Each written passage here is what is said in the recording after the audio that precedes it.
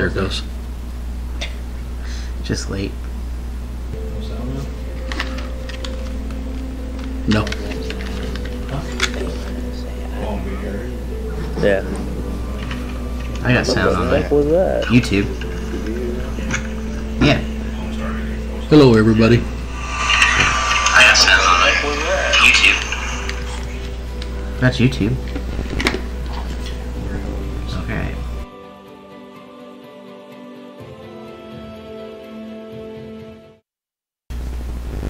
Alright guys, we are live this week. It is Sunday, April 14th, I think. I don't know anymore. This is Sunday, Cryptic- April. Sunday. This is Cryptic Heartland Podcast. I can't get in frame, sorry. This is episode number Fix yourself. 79. I know. No, you're good. You're good. I'm really not. I'm all over the damn place. Episode 79 of the Cryptic Heartland Podcast. Before we begin, make sure you like, subscribe, share our feed with everybody, let them know about the show, and you can go live when we go live. So this is the podcast that talks about everything from paranormal to what? I got an Bigfoot. itch on my nose. Sorry. Oh, I just said something. So anything paranormal to Bigfoot to Sasquatch, or that same thing, UFOs, pretty much everything under the sun and then some. I'm just one of the hosts. I'm Leo. Over there you got Dan and you got Jason. Hello, hello. What's up, guys? How's everybody doing out there? Tired, Tired? Very tired. tired. Very, very tired. but Yeah. I'm surviving. Yard Yeah. work, fun stuff. And it's funny that you mentioned, like, what was it, Bigfoot and Sasquatch, same thing? Mm-hmm. So many people don't know that. So many people don't even know that Yeti is possibly the same thing. Yeah. You know. The But- Yowie, the Yeti. Yeah, everything. God, so many names different. Depends what part of the country you're in, and or part of the world for that matter. Yep. And, yeah. What's that crazy one we talked about in Missouri last week? What'd she say? Wow. There's kind of Yeti looking deal. And Oh, the Momo? Momo, Almost yeah. knowing, The yeah. Momo Missouri, of yeah. Missouri. Yeah. Yeah. Yeah, and the Yowie is out in Australia. Yep. A lot of places have a different name for the creature, and it's been seen for centuries. It's not something new, Right. and it's not just one creature like so many idiots. Or sorry, I shouldn't talk about people like that. But you know, so many people think that it's just one creature. I was at work just the other day, and people were making comments. Well, it's just one creature. Wouldn't it be caught by now? So, you know, there's a lot of uneducated people that are, well, they don't probably care either Right. about the subject or anything like that. But you know, it's just, it's real. We've had sightings, we've had different things, but anyway, Yeah. you know, not to go off on a tangent on that, but it's just kind of interesting because I mean I heard that at work too, and somebody. It always bugs me when they try to say it's just one creature. No? Nothing? I'm like, oh, so that 19, what it was, it 67, 65, 67, the Patterson video. Patterson Gimli. Yeah. Yep. Yeah. So no, that's just one of many. You know, Right. So. But anyway, how goes it? Busy. Busy. Tired of being busy. Kidding, Yep. of course. Yeah, tonight you see it's Jason. It's, like I said, it's just us four, us three. Us four. three. I don't know how many people there are anymore. I don't freaking tired. There might be a fourth one here somewhere. They're you know. roaming around. I don't know if we're gonna get an appearance by Jake or Frank or whatever he goes by this day. But He's so tired. He said he doesn't know either. So. right. He's building up. He's got his garage almost there. He's erected. Yep. Whoa. As hey, Rose said this morning, man, said that's the first erection of the day. It's like, whoa, dude. I did see that. Oh man, But I yeah. missed that. Never ends. I missed that Facebook post. Was it on Facebook? It was on Facebook. Okay, gotcha. Yeah. Yeah, it was crazy. No, yeah, it's been a good week. I'm busy, real busy, trying to get everything squared away for the festival. What festival is that, Dan? Well, we got 2 weeks from now. We got a thing called the Midland Railroad What? Metapara Festival. That's brand new. It's our inaugural one. Yes, yeah, inaugural. Yeah. Not brand new. It's newer though. Yeah, it's different than what we have done there. Right. Yes. The only difference is that we're gonna have speakers. We're gonna have guest speakers there to. Hold up. Uh There we are. Hey, look at that. Look alive. Sweet. A little bit of an issue there. My bad. That's I was trying to awesome. fix the call text at the very top. My bad. That's awesome. No, the festival there in Wilson, it's just, you know, we've done several sold out paranormal investigations there, where we investigate the hotel, Right. soda shop, which is upstairs and the basement. Really old building. Used to be the property used to be a wooden framed hotel there at one point, but I think they were having too much damage, fires and stuff like that. So they finally, you know, as everyone eventually does, is go to brick and all that. But it's got a lot of history in that town, and plus we're going to be out there in the cemetery as well. And we've done this several times. Usually we have about 50 or, well, if Roth is in charge of it, we have about 60 or 80 guests out there at one time doing an investigation. But I think everybody has a great time, and I know we freak a lot of people out when we get the equipment going and allowing them to actually interact with it, and the fact that they're actually getting responses up there, especially up on the second floor. Right. Yes. Yeah. That place, second floor of the soda shop, is very interesting. The old dentist shop, the apartments, the and then the 60s retro apartment. the shag carpet. The shag carpet. Yeah. But then cemetery is usually interesting. It's going to be nice weather this time, so I'm actually looking forward to being out there. Last November it was freezing, so was not a lot of fun for that. But I had fun. Well, I mean, I didn't have fun out in the cemetery because my eyes and everything were frozen out there. It was cold. But it was cold. But this is our first time incorporating guest speakers into this. So we've got a total of 6 guest speakers going to be doing that. Yeah. So we are going to be fully loaded for the all-day Saturday.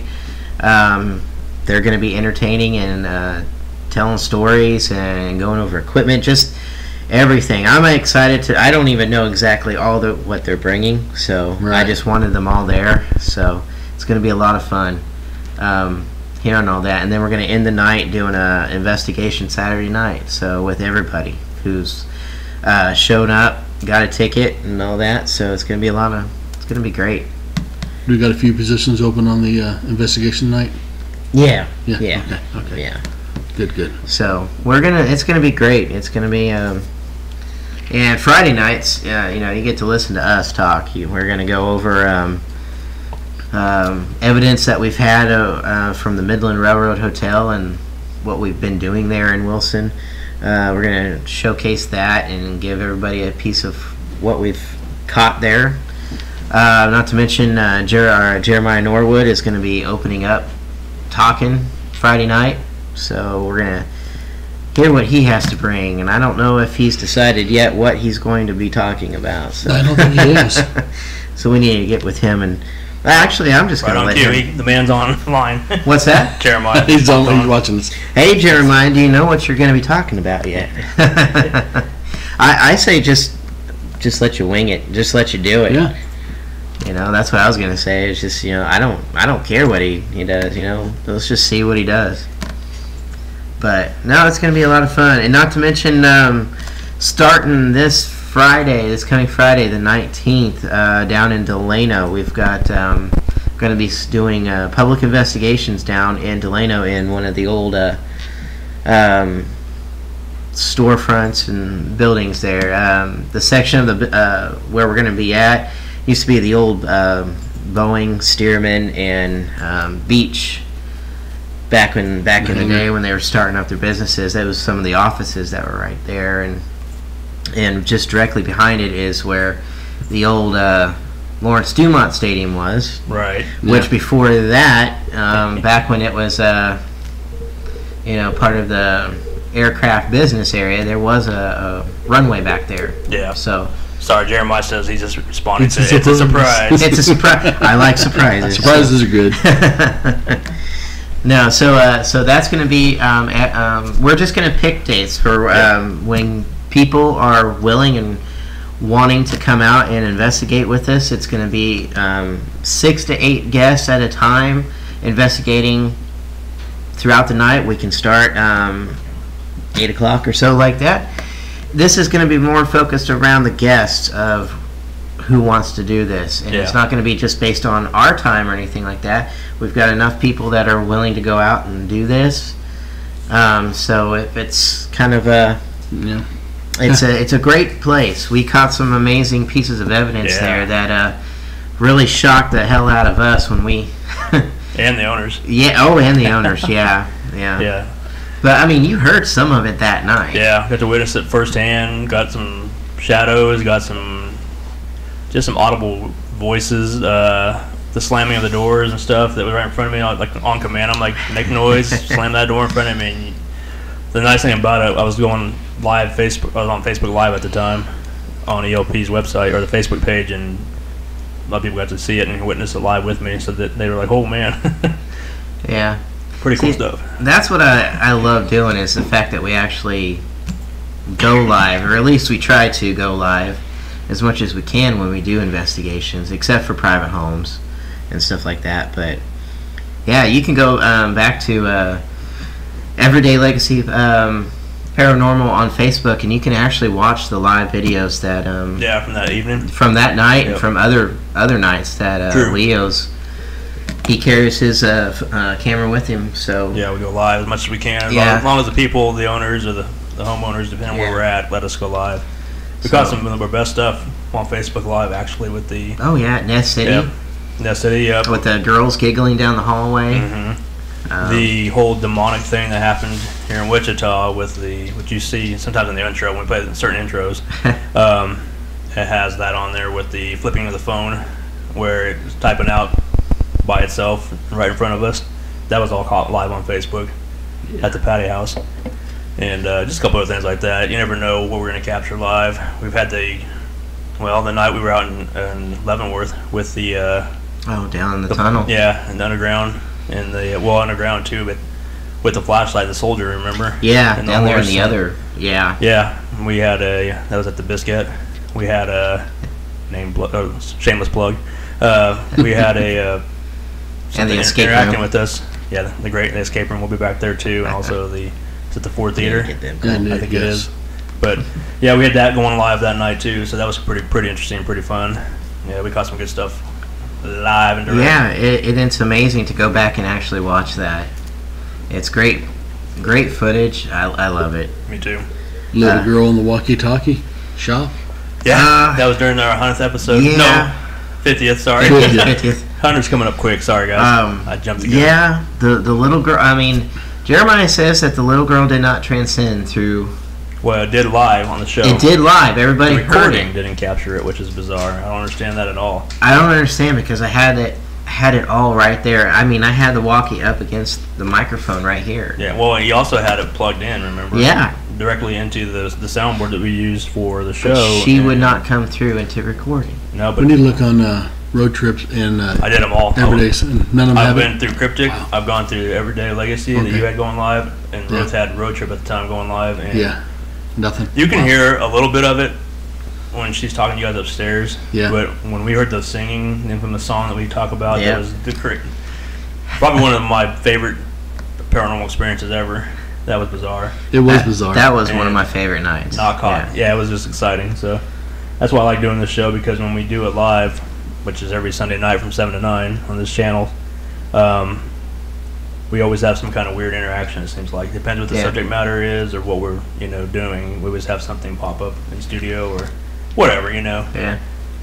I think we're doing it in this house right now, and I feel like we've kind of brought some things to life here in the house, Yes, they love us for that, I'm sure. I'm sure his wife doesn't, but, Roth does. He's fun. Well, I know for a while she wasn't a believer. I mean, when I first met them, she wasn't a believer down at the Forum Theater we used to go to. And they were in your group. Yeah. And Roth had all kinds of experiences. The thing I remember most about that night is I kept calling him Roth. And I was like, every time I hear the audio, I'm like, oh, God. Wrong name, dummy. It's Roth. But anyways, it's, poor guy. That's why I laugh now when somebody else on one of our investigations calls him Roth, like one of the guests, or one of the a guest or an owner calls him that. Makes me laugh because like it's not just me. But no, we had. I know she didn't believe at the time until we had a couple experiences at the forum that night with the little girl upstairs in the classroom, which Jeremiah was with me too that night upstairs when we were talking about it. But I think she's starting to believe more because at their new place that they own, which is Bob and Luigi's, the pizza place out in Andover, had some weird things going on possibly out there, and she's the one who told Ruth, you need to come out here and see what's going on, buddy, because That bad, huh? I don't know if I'm supposed to be talking about it, but I'm gonna. So Yeah, he's freaked out about it. Yeah, he's like, so we need to go out there and investigate it. What's he sometime. freaked out about? This is what he does in his spare time. you know? Exactly. Yeah. So Why isn't he debunking this or figuring it out? You know? apparently it's Bob, Luigi, and Casper possibly. They're thinking. Wow. So Hello, Dave. How you doing, sir? yeah, What- so- 2 weeks, man. I know, 2 weeks. and Andy's on there too. She's excited for Delano. Delano, absolutely. Her and her friend, Yeah. first ones to jump on board. Thank you, Andy. How many Yeah. positions you got open for that weekend, Ian? We've got some more room. All right. You got people. We can do it. Yep. It's gonna be fun. Yeah. If people don't show up, you know, Yeah. We're still doing it's still gonna be. We're still gonna be there. We're still gonna be. Probably go live with it even some. Yeah. Definitely. Some of it. Anything we can do. It's at the. Perfect Touch. It's Salon 535. 535. Down in Delano District. We did one of our episodes down there. I don't remember what number it was. That's when we did the marathon episode of 5 hours or whatever it was. 5 or 6 hours. It was of awesome on podcast. Sunday. it. It was a good show. It was fun, man. That was a lot of fun. We'll do that again sometime. I don't know if anytime somewhere I'm soon. sure that they would probably allow us to go there Yeah. anytime we want to. They're going Right. to be. I'm going to be getting a key here soon, so we can go in there. Yeah, to definitely. do any of these investigations there at 535 at Perfect Touch there in Delano. Yep. Yep. We've been there. What is it? 2-3 times now. Yep. Got a Yep. bug flying around. Definitely Let's see. has its fair share of spirits there. I mean, It's- experiences that we had. From a female scream to. Well, she even had footsteps what sound like high heels walking away from you. Yeah, that was just Roth. Yeah, well, probably. Probably. We had it's a female scream. We had through the spirit box, the name Red come through him a couple of times when we were asking about it, who's the cowboy they see walking through here, and it kept saying Red, which we think it's in reference, obviously, to the infamous Red versus Redbeard and Rowdy Joe. Redbeard, yeah, there you go. The fight that happened down the alley. Right. Yep. Down along through that area right Mhm. there. Yep. Yeah. And they end up. Did one shoot the other one? What was the deal? Yeah. Well, I mean, it's a very drawn out story, and it's one of those lost stories of the Old West. It was Right. very infamous in this area, and a lot of people knew about it. Yeah, the good old red light district of Right. of yesteryear. Yeah. Yeah. Yeah, it's just the fact that there's multiple versions of it because the eyewitnesses, Mm-hmm. don't quite match up to each other. Right. Well, I'm sure there's a lot of Because I cover-up. mean, at one point they've got it. They're just chasing each other. Mhm. On foot and firing guns, and the other one is like they're both on horseback and like a movie right. style shooting at each other as they're riding off. And I stuff. thought it was just basically kind of like you see in the old westerns, the face off with the 12 paces this way, you go the opposite way, and then turn around and get ready to fight, basically. No. That's what that I've heard. didn't- I've heard that version of Really? it. But I don't know. I don't know what the true version is. I looked it up from a magazine that did an article on it, Mm-hmm. and they it was very detailed. Right. But they even said at the end, there's going to be how it ends is the game changer because no one knows for sure Right. how it went down Yeah. because it was all down at like late at night into the early mornings. and Because they stuff. had brawled earlier in the evening, didn't they, or Oh, something? yeah. And then Well, a couple They- weeks in. one left. And They yeah, hated- weeks yeah, they- later, like you said. Yeah, like Red was the first one. He had his saloon and everything there. Mm-hmm. And then Rowdy Joe and Rowdy Kate, his wife, Oh, yeah. they move into another saloon, Right. create a saloon and bar, or Yeah. dance hall and all that, Right. 50 feet from Red. Yeah. And so at first, I guess it was like good company, and they like were friendly. Right. But it wasn't until after Red's, he got into an incident with some Union soldiers after they were messing around with one of his women. Mm-hmm. in the saloon, and so he shot at the soldiers, just started shooting until they all ran out. I don't know if he shot any of them. Yeah. But later that night, his bar burns down, and that's how he loses everything, and he suspects the soldiers did it. So he loses everything, but next door, they gain all. So that pisses him off, and that's how it all started. Ah, gotcha. So A little bit of jealousy, it sounds like. Yep. because the more research I've done on it, it's a lot more fun to tell the story on the Wichita Ghost Tours and stuff. So well, and the odd thing about it, not too far from there, just down the street, is where the tattoo shop with Dan, not you Dan, the other Dan. The other Dan, yeah, his that is so sad. how it's burned down, by a former twice. coworker. Well, and that's the second time. That's the second fire there. Yeah, you're right. Because you're right. Dan, what was it? What's his name? Dan McClure? Another Dan. The original Dan. The yeah. original first Dan. Dan, or one of the other Dans, When it was Bullwinkle's tattoo Right. parlor, it burned down. Yeah, I and it forgot was- about that. Yeah, because that Dan is the one that Kathy Ramirez of Ghost Tours of Kansas actually Right. talked to and to, got yeah. stories from, and she, it talked about the woman of the night up there in the Upstairs. upstairs, Which they and stuff supposedly like that. still saw. Yeah. Walking around, and a lot of claims of seeing a woman up there. Yeah. Yep. And then Red dress. this Dan, I believe, if he's the one that Michelle and I went in and talked to, this is probably like 4 years ago or so. Right. We went down there and spoke, and he said, because he was fresh in there, Sure. he hadn't been there that long, so he doesn't turn off the music till late that night. Oh, that's right. And then when he does, he'll be sitting there in his office doing paperwork, and he'll hear what sounds like footsteps moving around upstairs. Right above him, yep. Yeah, so Yeah. it's crazy how it's transcending from one to the next. Yeah. But Well, now it's pretty damaged in there that they can't. yeah, I don't know. They can't revive it. I don't think, to my knowledge. But Really? Or They're moving the shop. yeah, they've already He's located relocating. somewhere else. They're gonna locate so somewhere else. what about the building, or that section of the building? Because it's all connected to Yeah. other shops. I don't know. Yeah, it's gonna take a lot of rework probably, just to get it back up and. Which disappointing is upstairs. We never got a chance to go up there and look. Investigate. Yeah. We come close a couple of times. Just never had. We were actually, you guys were in the works of talking Yeah. Yeah. to get us up there. Yeah. And then a week later it burns down, which is just like, wow, that's unfortunate.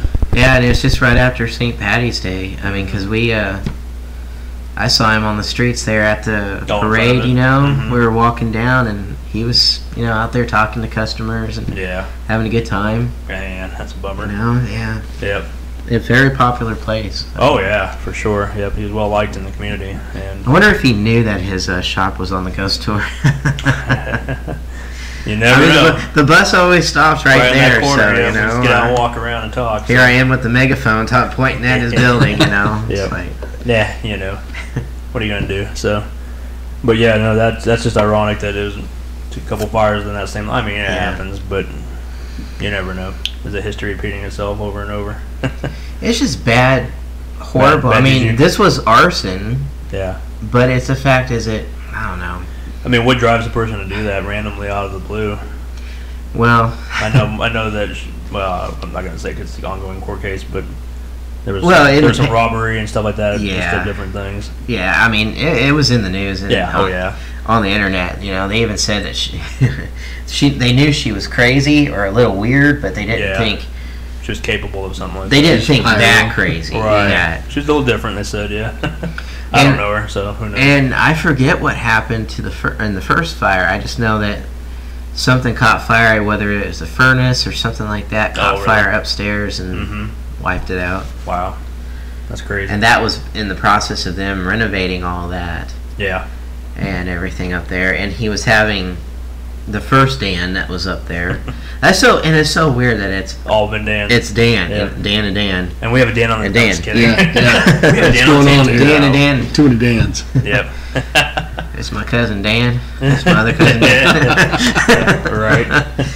Um, Yeah. sorry. Yeah. No, you're good. It's funny you're that we all know that. Okay. Yeah, But no, things keep changing. Certain locations that we've always wanted to get into and stuff Right. just keeps changing. Or, there's a tattoo place out in Topeka that we're going to try and get into. Now Mhm. they're going to be moving out of their place. Probably. Oh, really? Yeah. Yeah. I haven't heard that. Oh, Dan's okay. face. You were the one that told me. No, no one me. There was a fire damaging back there or something. The fire inspector that they were closing shop soon. No, I didn't tell you that. Well, somebody told me that. You guys fight like an old married couple over there. No, the one downtown Wichita. Is that one we're talking about, or Topeka? No, I thought the one in Topeka. Oh, no, that you, that's that you the one in contacted. Wichita. Oh, okay. That's the one in Wichita. Sorry. Well, of Okay. course that one's leaving. Yeah, yeah. Okay. Well, no, they went in and restored everything inside. Okay. Down here at Idle Hands. Okay. And then I guess the inspectors found some damage that was actually into the walls. That's the reason they can't reopen, so that's why they're moving. Oh. Oh, good. No, Topeka's still good. Okay, Topeka's still good. Yeah, Good. Kathy will be very happy. yeah. Oh my gosh. You guys. My bad. We've been busy, trying Oh, to trust me. Yeah. So we've got so many locations that we're doing that it's Right. gonna. Both public and private. We got so many people hitting us up right now. We just did one Friday night, and we got, I don't know how we do it half the time.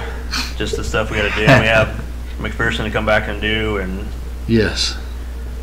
a couple other locations we were still working on that haven't been announced yet, both public and private, so can't wait for those. And I don't know how we're going to make it all fit in this year, but we always do, so I know, we figure it only out. got like 6 months left. Well, it's ridiculous. and not to mention, we're going to be going in September to the.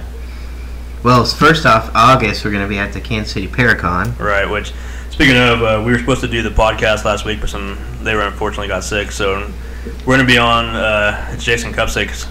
He's one of the guys that started the Kansas City Paracon. I think this is the 8th annual one, I believe, if I remember right. We're going to be on the podcast. Their podcast is called the Ectoplasm Show out of Kansas City. Theirs isn't live. They record theirs, so I'll find out the details. We'll get on there. We'll discuss the upcoming event in Wilson, which Jason's going to be a part of. He's coming, the other Jason. Too many Dans and too many Jasons. The Paracon, Jason. Jason Kupsik will be down there. He's coming down and doing a booth and just talking to people and whatnot, so it'll be fun. And then we're going to return the favor and go up to the Kansas City Paracon, and we're going to do something a little different. We know we dabble in everything pretty much, even on the show here, but we're going to give up we're doing a guest speaking up there of the actual cryptids and, Bigfooting and stuff of that nature.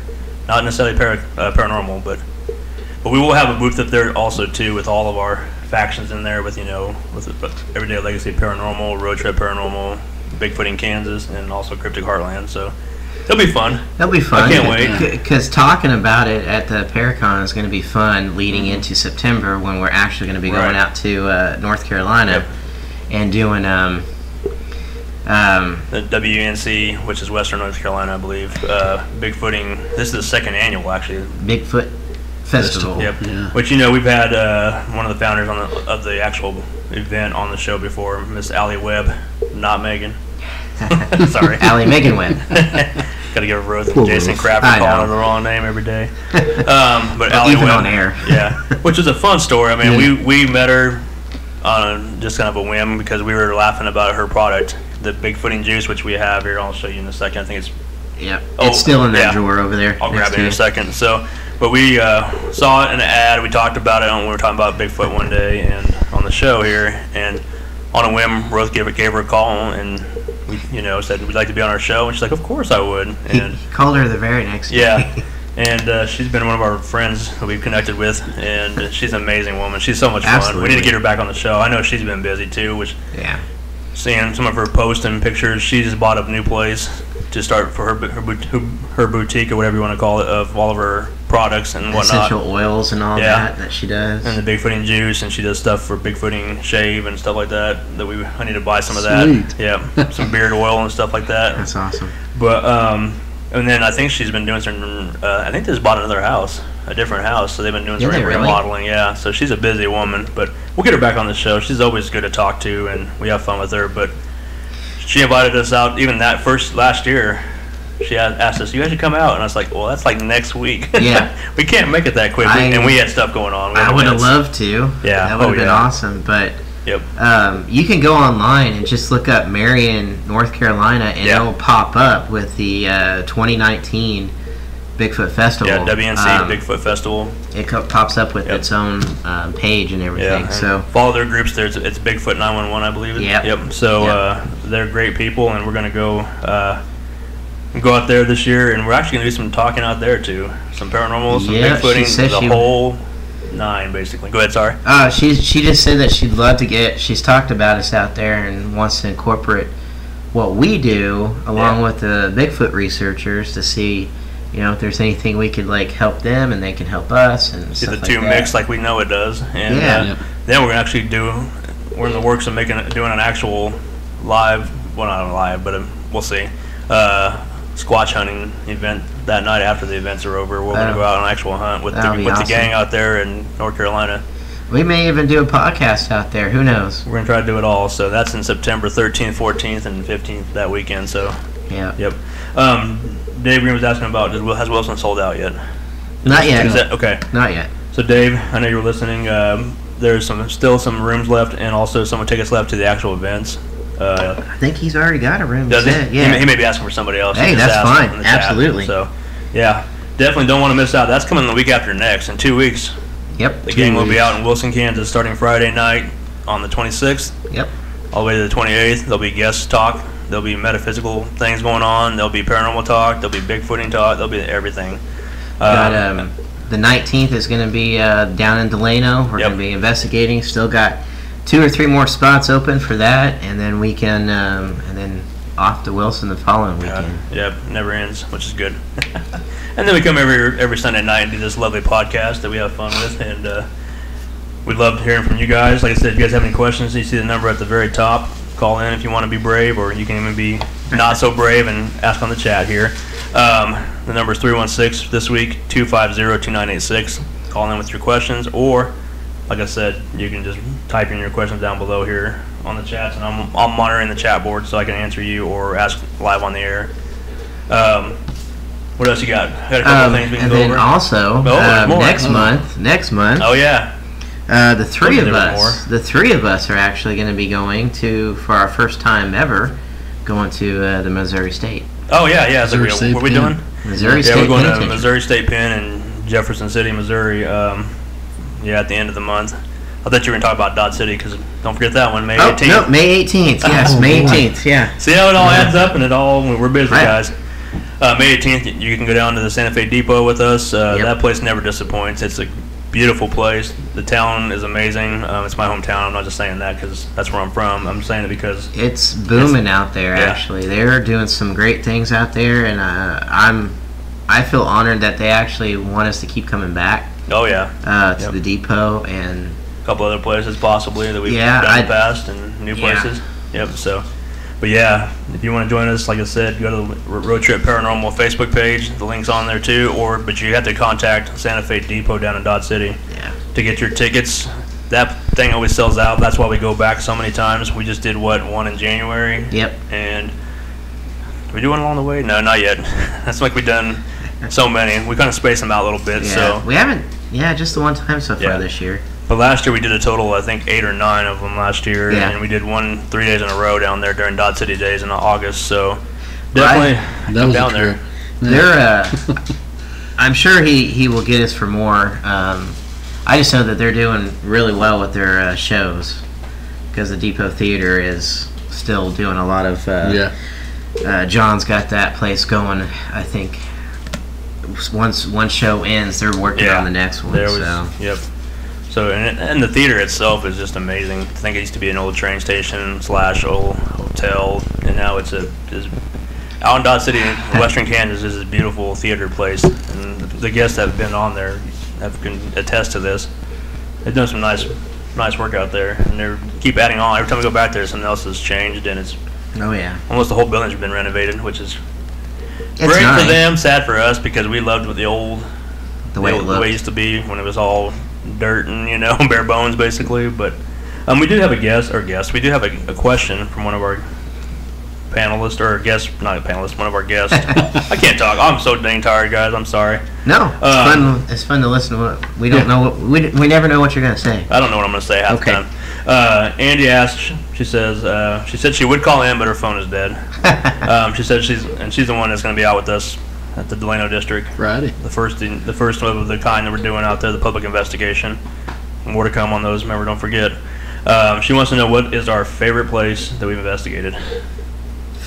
Favorite place? What's your favorite? I'll get back to you on that. Why? Favorite place? You know, I would say that it was Tahlequah, but I mean, we've been there, what, 5 times? Something like that, yeah. Something like that, with even a 3-day filming out there that we did. But honestly, it was the Forum Theater, the old church there at Douglas and Hillside, right behind Margaritas, which is now back to being a church.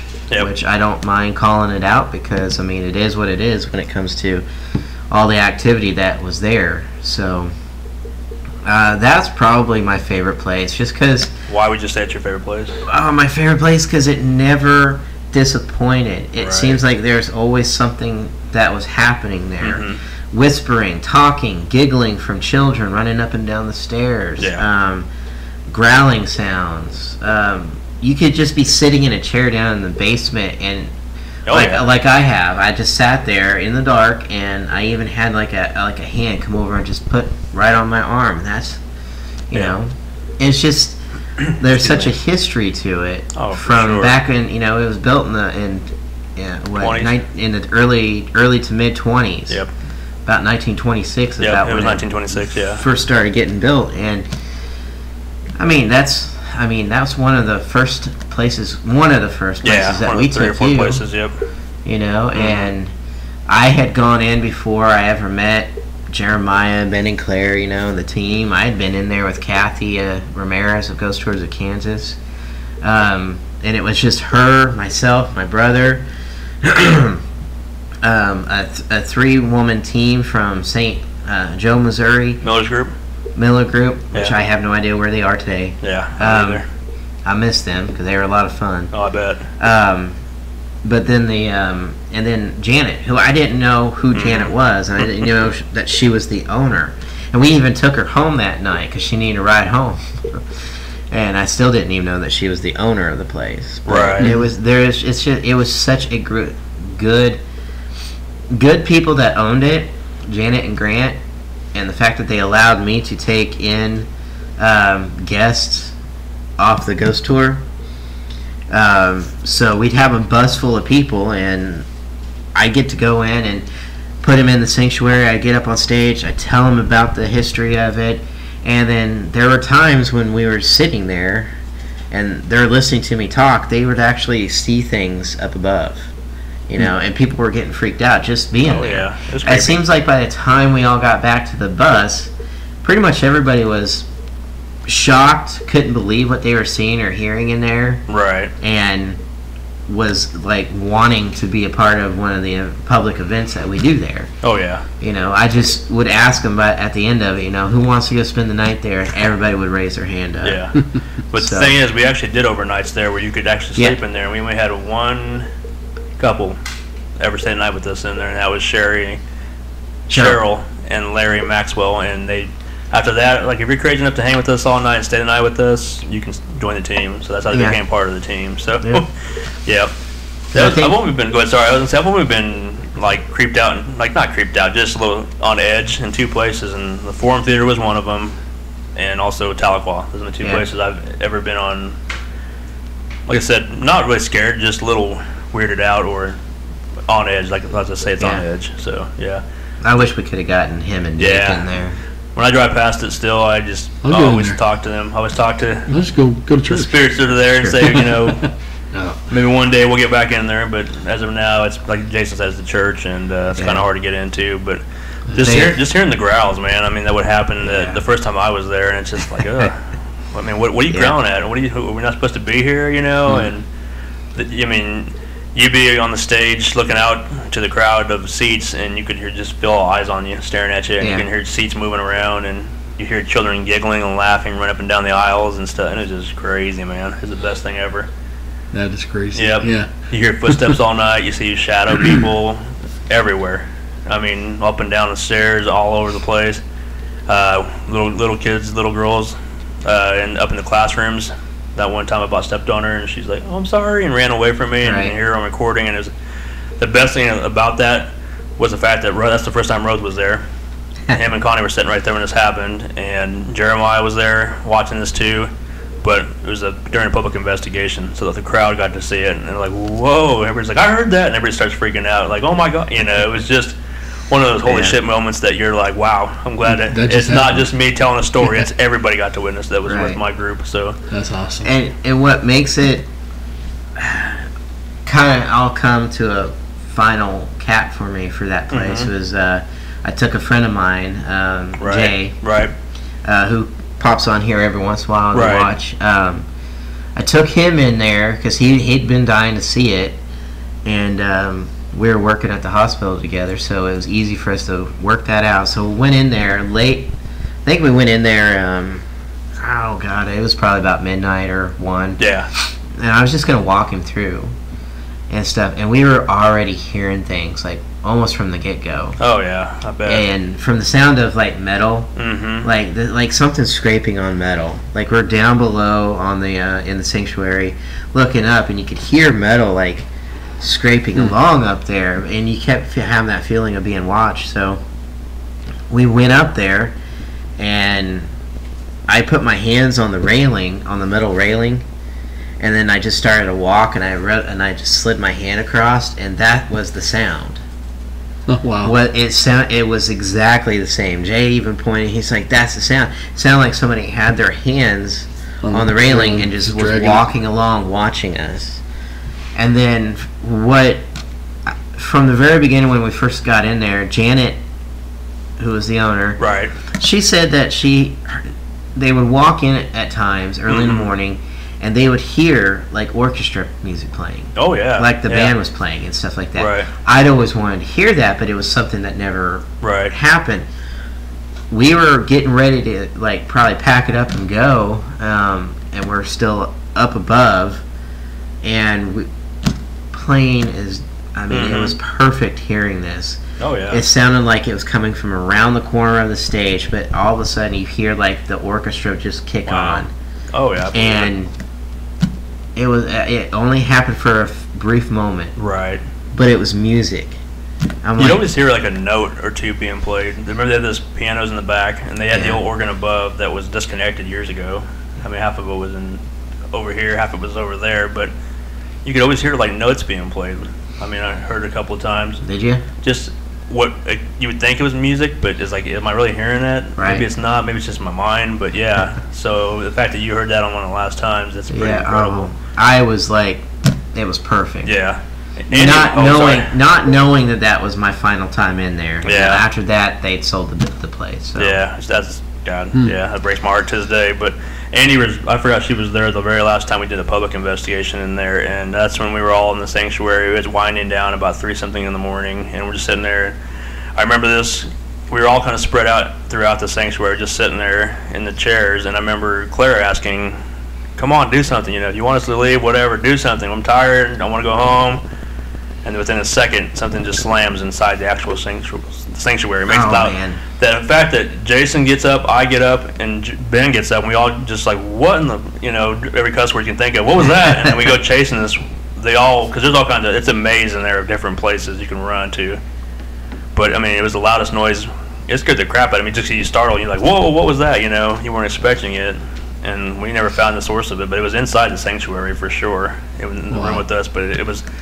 They were intelligent enough to respond to that, to say, "Hey, you want to give you something?" Because I was down the hall just past the stage, and I was just kind of sitting in the hallway while you guys were off in there, and I heard you guys say, you got to make something happen. Right. Yeah. And then something was either thrown or I don't know. It was a loud. It sounded like a slamming door or something. Yeah. Slammed. But it was right behind us where nobody was sitting. That was what made it a little bit. And on the bottom level, not up above. There's 2 levels of this to that area, but it was in the actual room with us. And there's if it was somebody human, there's no way for them they could escape from us because the doors to get out were facing us, basically in front of us. So there's no way they can get out. Yeah. We chased them up and down the stairs. We're looking for something and nothing. So it was loud and clear. They wanted us to leave. So you left. It's Yeah. pretty incredible, man. I'll never forget that place. I mean, just like I said, the interaction. You'd ask for stuff and it would happen. I mean, I just remember all the time up in the classroom, just things peeking around the corners, looking at you. It looks like little kids, and sometimes you see the glowing eyes of them. It's like, whoa, that's just crazy. I mean, to think you can see that, especially the ping pong room. Remember, man, up in the top corner, you could see where, from an angle, you could see kind of down the hallway and around the corner slightly, and there was always something down there peeking around at us. That's where we had the little interaction with the little girl, but it was in the dressing room across. So, and the shadow people, and just all kinds of weird stuff. You see handprints everywhere, little small handprints in the dust, freshly dust. I mean, dust that's been there, can't just.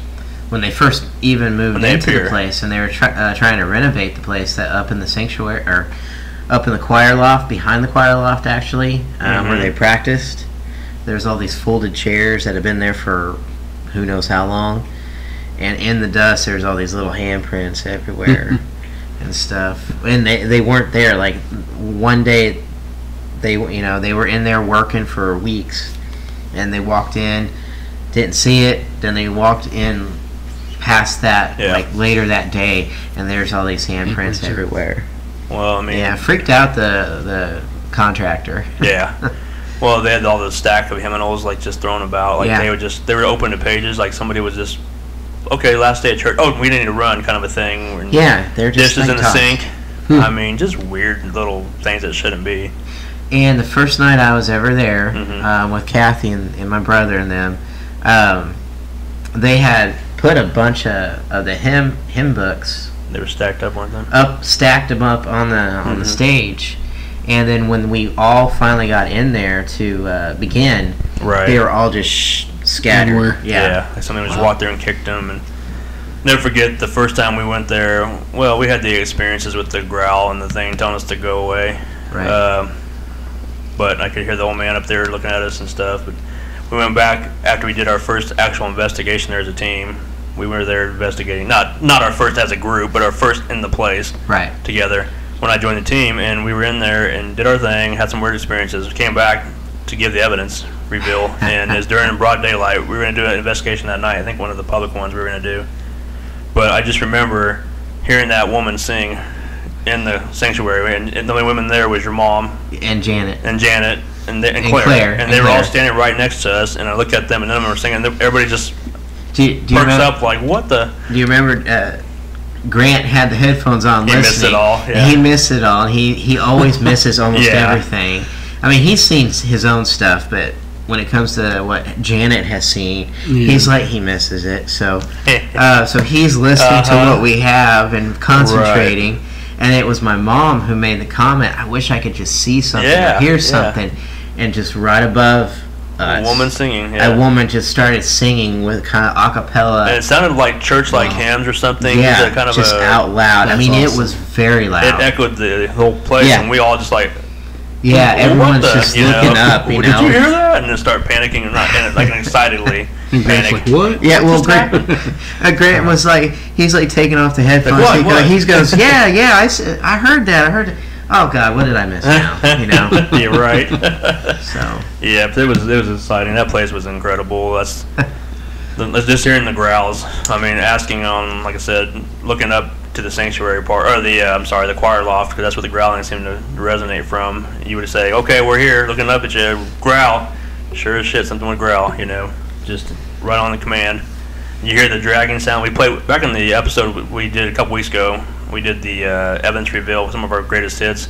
We played some of those dragging sounds that we heard that were right next to us. We played the, what do you call it, the stained glass, the thing in the Ernest office getting tapped on, and just, we played the infamous, in past shows, the one with Jason and the cell sensor when it was getting. I don't remember who was getting kind of restless. Was it you or somebody or getting restless? And the thing, you can hear the cell sensors picking up speed. It was. We were hearing like somebody out in the hallway. Oh, that's right. Okay. So it was several of us actually in the room. Mm-hmm. I think there was about 5 of us total. And my buddy Jeff was there. Oh, that's right, it was Jeff. I can't remember who it was. Jeff Kissick. He was actually sitting in there, and he's the one that was actually calling him out. And, Mhm. you know, he kept having to say, "Oh, sorry, I shouldn't say that. I'm in a church. Sorry, I That's shouldn't right. say that. I'm in a church." That's right. You know, and he also had some.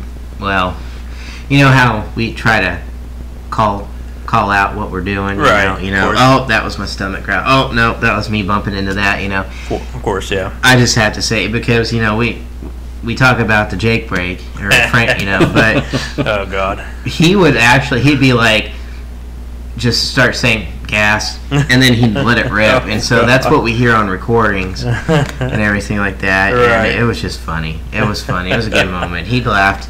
We laughed about it all the time. But so we were hearing something up in the hallway, and that's when we just started calling out the first pastor that ever was there. His name was Ernest. Right. Are we boring you? No. I know he's over there yawning. I apologize. But so when we were calling him out, it was the cell sensor started kicking up. Right. So I started just saying different things like, "Hey, I'm gonna head up to your office," Yeah. You know, just kind of egging him on. you know. Right. And then Claire just was asking whether or not it was, are you female? Make it go crazy or back Right. off. And it just like wouldn't do anything. Or if you're a male, make that thing go crazy, and it just started going nuts. pick with up me. speed And I'm holding the cell sensor and the probe to it out, and I'm not moving. Yeah. And it's just, it kicks in. Yeah, you can hear it pick up speed, and then like the thing walks in, kind of a thing. And Yep, and then you hear like footsteps coming our way, Mhm. and finally I'm like, all right, that's it. I'm heading up to your office. You know what? You're not giving me anything. You know, Right. I'm heading up, and then that's when the sensor dies off, and we heard Yeah. someone running up the staircase. Yeah, walking away from them guys. Yeah, and you just hear right up the staircase. We run up there. We run around the corner. There's nobody there. We're radioing to them saying, "Is anybody running upstairs or anything from the basement or anything?" And no one's Nobody. moving. No one's moving. Yeah. Everyone's stationary. Yeah. So it kind of solidified. I mean, It's very intelligent. yeah, it was. I mean, a lot of cool stuff always seemed to happen on the public investigations, which Yeah. was awesome. Like I said, because it's not just our first-hand accounts; it's other people witness this stuff. But I think one of my favorite things was in the basement, not too far from where that happened with you and the cell sensor incident. Yeah. Is we were out in that little kind of waiting area between the kitchen and the music room and all that stuff, and then that office right there in the basement, kind of close to the bathrooms. That's where Brendan had his experience with the little kid saying, was it "come play with me," whatever. But Come play with me. Yeah. Well, we were sitting there talking, and it was kind of a ho hum start. We were just asking. You could hear some things moving and whatnot, but there was a wheelchair there, right in the corner, or in between us, all those. And we could see it all in plain sight, because there's some ambient light going on right there. But I remember. I can't remember her name. I'll have to think about it off camera, but it was her and Claire and myself, and we're just in there, kind of tagging, kind of stirring things up. And I remember who mentions it. One of us go, I think it might have been me, because I like to stir the pot, But ask it, if you're here making a noise, do something, tap on that wheelchair, and then within a second, bing on the wheelchair, and I'm like, ha, that's a wheelchair, wasn't it? And then you're Claire and I go, yeah, it was. But right in front of you, this happens, and nobody's Right. touching it because it's off across the room, and sure enough, the wheelchair's moving, and it's like, that's what I'm. So if you ever go on a public investigation with all of us, but especially me, just so you know, if there's a chance of anything moving, a doll, which everybody hates and loves, I love them because I'm like, make that doll move, and everybody's like, no, please don't. And I'm like, well, crap, I want that thing to walk, move, and Why are you here if you don't want to see that? so you know? if you're out with me on an investigation, be prepared. There's dolls. I'm gonna try to get those things to move. So, and we've had a couple of weird things that happened with not necessarily moving, but whatever. So. I just want to see the head turn and look at it. Heck That's yeah. all I want to No, see, don't- And I want to hear the screen. Look at this guy. See? Dude, I'm Don't telling you. freak me out. I mean, they're not as bad as Renee. Clowns? She But- Renee freaks out by them. But man, you've got the Boo Buddy. I got the Boo Buddy, but it's not a freaking Raggedy Ann doll or a. But what if it stood up and walked toward you? The Boo Buddy? Yeah. I had to drop. You have to his punt that ass. thing. I was You gonna just punt it across the room. Bam! Yeah. No, I always look for that stuff. I always got to get dolls to move. I mean, my first investigation was at the the salon down in South Wichita, and there was a doll in the basement. And I remember, I can never forget. I'm not even on the group team yet. We just got invited out, my sister and I. And first night I ever met you. yeah, and we're in the basement with Claire, and I'm like, we put the doll on a chair because the doll was supposed to be haunted. They said, and I'm like, come on, move. And Claire's like, that thing moves. I'm kicking your ass, Leo. I don't want to see that thing move. And I was waiting for that thing because wasn't it supposed to be a haunted? Yeah, that's the one that's supposed to be haunted. They bought it off eBay because it's supposed to be haunted, and they brought it into this place where murder happened, and the lady may or not got pushed down the stairs. Remember, and all that stuff. She did. I think it was. She fell down the stairs. They don't know why she fell down the stairs. They go ahead. I thought they had pinpointed that it was the nephew or grandson. Was it? Okay, I never heard that part of it. Yeah. Okay. Yeah. The salon. Yeah. Yeah. But the thing is, not the salon we're going to Friday night, but no. Yeah. Sorry, I want to clarify that for the viewers at home. That place was just kind of like aggravating, just for the fact that they knew everything that was going on, and they brought stuff into the place, and then you see it on TV. Well, that's another story because everybody gotta have. We talk about it before. Oh, I know. Gotta have a good, entertaining 30 minutes to an hour, but whether you know it's haunted or not, whether you want to fake evidence, whatever. Hey, it's Frank. Frank. He's on there? Yeah. Oh, I didn't see him pop on. But so the salon was interesting. That first time I went there, but yeah, like I said, going back to my original point, it's like if there's a doll in the room, chances are I'm gonna try to get it to move. Well, let's get this haunted doll.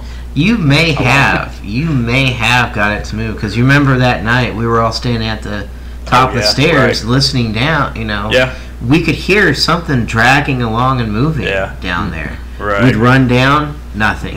Couldn't figure out what was doing, but something was moving down there. Yeah, and that's also the same place when you were out because it was such a small place, we divided it half and half. Yeah.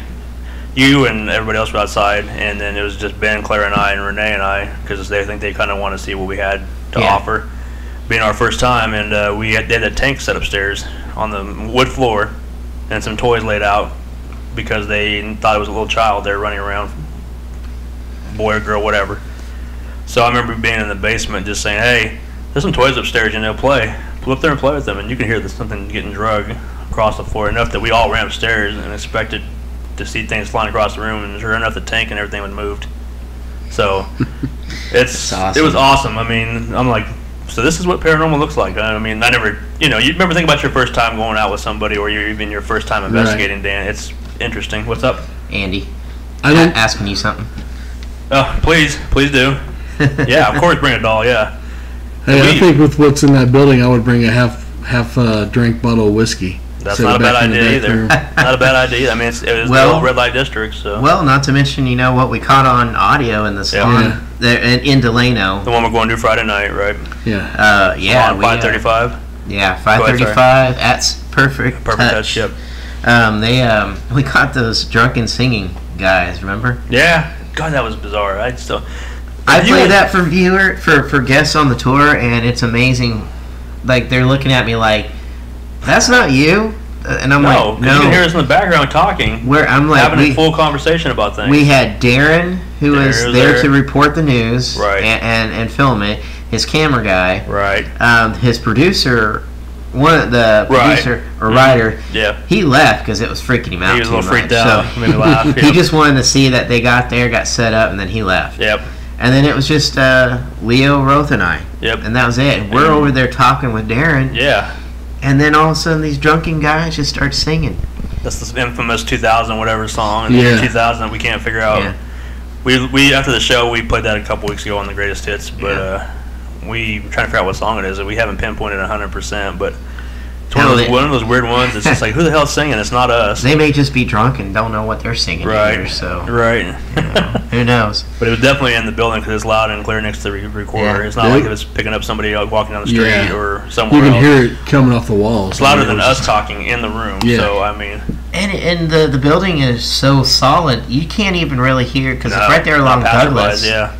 You can't even hear anybody drive by, and even a motorcycle is very muffled. It's all brick walls, so that helps muffle the sound. Because I was trying to figure out some of the EMF spikes we were getting on our millimeters and stuff, thinking there was an electrical box on this side of the wall, and it's all brick, so it's like there's nothing there. I mean, some of the stuff we had, I couldn't Because all their stuff was back in the back. Yeah. In the back room in the Wasn't even office close. and stuff. Yeah, all the businesses look like it's all on the back there. Yep. Yeah. So it's interesting. So if you guys want to come out to Delano, get a hold of me. You can email me. It's all on the Facebook. You can just message Road Trip Paranormal. Let me know that you want to come out because I've got the spots that I'm racking up for it. Yep. And then I'm just going to be shooting this, if we get a group of people that want to come out to Delano and do this, then I'll set up a date and we'll all go. Yeah. So we'll just continue to do it, and all proceeds go to the salon to help them out there at the 535 at Perfect Touch there in Delano. Right. Little plug for them. Yeah. But yeah, did you want to take a break? No. Okay. Yeah, we are. I'm trying to get Gary up here just 1 second. So, But we'll come back. Yep. Like and share this page. Share it with everybody. Tell everybody about it. Talk about all of our upcoming events to everybody that you can. There's still spots open for the festival event coming up in 2 weeks. Yep. There's still a couple spots left over for coming up for Delano. That's Friday. The Friday the 19th. 19th, right? Yes, Sherry. She's asking. Yeah, Friday. the 19th. Yeah, Yep. we're doing. It's going to be about 8 o'clock. Yep. So Down there. So it'll be. We'll have our gear going and stuff like that. It's going to be a lot of fun. definitely. So yep, get your tickets if you want to come out and join with us, and we'll be doing that quite often here. Yep. As much as we can. So And then we're going to come back and we've got some more topics to go over yeah, some tonight. different stuff. Some different. So- Yeah, definitely. So. Right now, take this time to make sure you like this page, subscribe to the channel. That way you get notified, get turned on when we get turned on. You know what I mean, ladies. I'm just kidding around. But seriously, that way if we ever go live, anytime we go live, you can tell when we're live. So, but I lost my train of thought. You guys are laughing over there, clowns. But like I said, like, subscribe, tell your friends, tell a stranger, tell anybody about the show. And definitely, like I said, if you have any questions, keep the questions coming to the chats. You can call in. The number's at the very top, 316-250-2986. And we'll be back in a few, guys. You bet. Hang tight. Oh, not yet. Sorry. Not yet.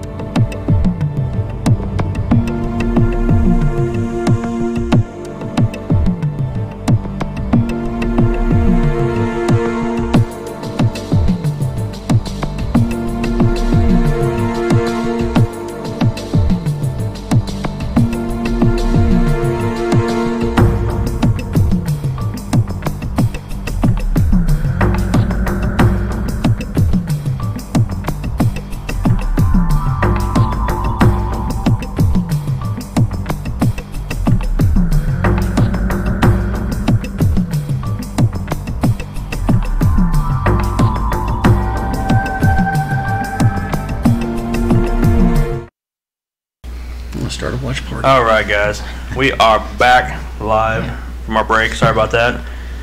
I'm not. I had to use the bathroom. I know I'm tired and I needed a break anyways. But once again, thank you guys for tuning in this evening. Like, subscribe to this channel, tell your friends, tell everybody. You know, the old garb we always say, the routine. But a couple things we want to talk about tonight, just some fun things. Didn't know if you guys were aware, but today at 11:40 was 107 years ago the Titanic sunk. Oh my God! April 14th. April 14th. Hit the iceberg and sunk. Of course, you know, everybody knows the story. You know, Jack fell in love with Rose. Oh, wait a minute, that was a movie. Never mind. Yeah. No, but seriously, hit the iceberg, you know, and took 2 hours to sink. And Yeah. Yeah. Some crazy shit. Did you hear about what they came up with? They were finally looking through more logs that they found. Did you hear about the fire that was on it? I can't remember. Go ahead and tell the story. So they realized that now this could change like how and why it went down so quickly. Yeah. Down below on the bottom deck. Right. There was a fire going on. Oh yeah. Okay. There's a fire that they could not get under control whatsoever. So Right. There's even a photograph of the Titanic, and on the side, back not far from the front end of it, there's a darker streak on the side really? of it, while it's docked, and that they said that was the ship burning. Wow. So a continuous fire. Yeah, continuous fire. So when it struck, Yeah. it hit that area and it just shattered. Yeah. Well, and then also too the compartments down below that, you know, are supposed to seal off the water. The first one should have fixed it, and, you know, took the hole, you know, covered it up, and it'd have been fine. Never should have sunk, even with all that water filling up. But something malfunctioned, I think, is what I've been hearing, and they all malfunctioned that night. so the water, the basement, and the basement, the compartment, what'd you call it? The lower deck. Yeah, just the whole, it kept filling up, and everything gave way, so that's why it ended up sinking. I can't talk. But I just saw something pop up earlier on my timeline, and it's like, oh wow, that was 107 years ago today. This tonight at 11:40. That's when they hit the iceberg and then sunk. But 2 hours later. Yeah, which brings up, you know, the whole thing. I got to go in and, you know, watch when they did the traveling one, the Titanic exhibit. Right. Went up to Kansas City Union Station, checked it out. Yeah. It's interesting. It's eerie. I mean, this is the stuff they found. You know, they brought back up from the bottom of the ocean. You know, a lot of the stuff, the artifacts and whatnot. It's just all the money, some of the passports and whatever it was, their papers. I guess not passports, but papers, and just clothing and suitcases, and you name it. Some of the beds and stuff from the ship. Yeah. The one in Branson has dolls. You were talking about that's what I was going to go to. I've been to Branson twice. Right. The one there, and then when it was here at the Exploration Place. Did it come to Exploration? It did. I don't remember it coming here. It did. It was years ago, but that came. Maybe I did. Maybe I went back again and saw it here too. But I know the first time I saw it was years ago at, God, it's probably... Because they always give you a ticket and then you find out. Yeah, if you lived or died. I died every time. I died. Yeah, I think I died too, actually. But and then you can put your hand on the iceberg. Yep. And see how long you can keep your palm in there. But that was the same temperature of the water that night when the passengers went into the water. And I gave up after 2 minutes. Really? I can hang in there for a while. I just keep on fighting, and I'm just man, that would have been just brutal. Your whole body, not just your hand, but the whole body being frozen. A lot of people went into shock almost pretty dang soon. I mean, hypothermia set in. The Queen Mary at one point had the Titanic exhibit down there, on the lower deck. Yeah.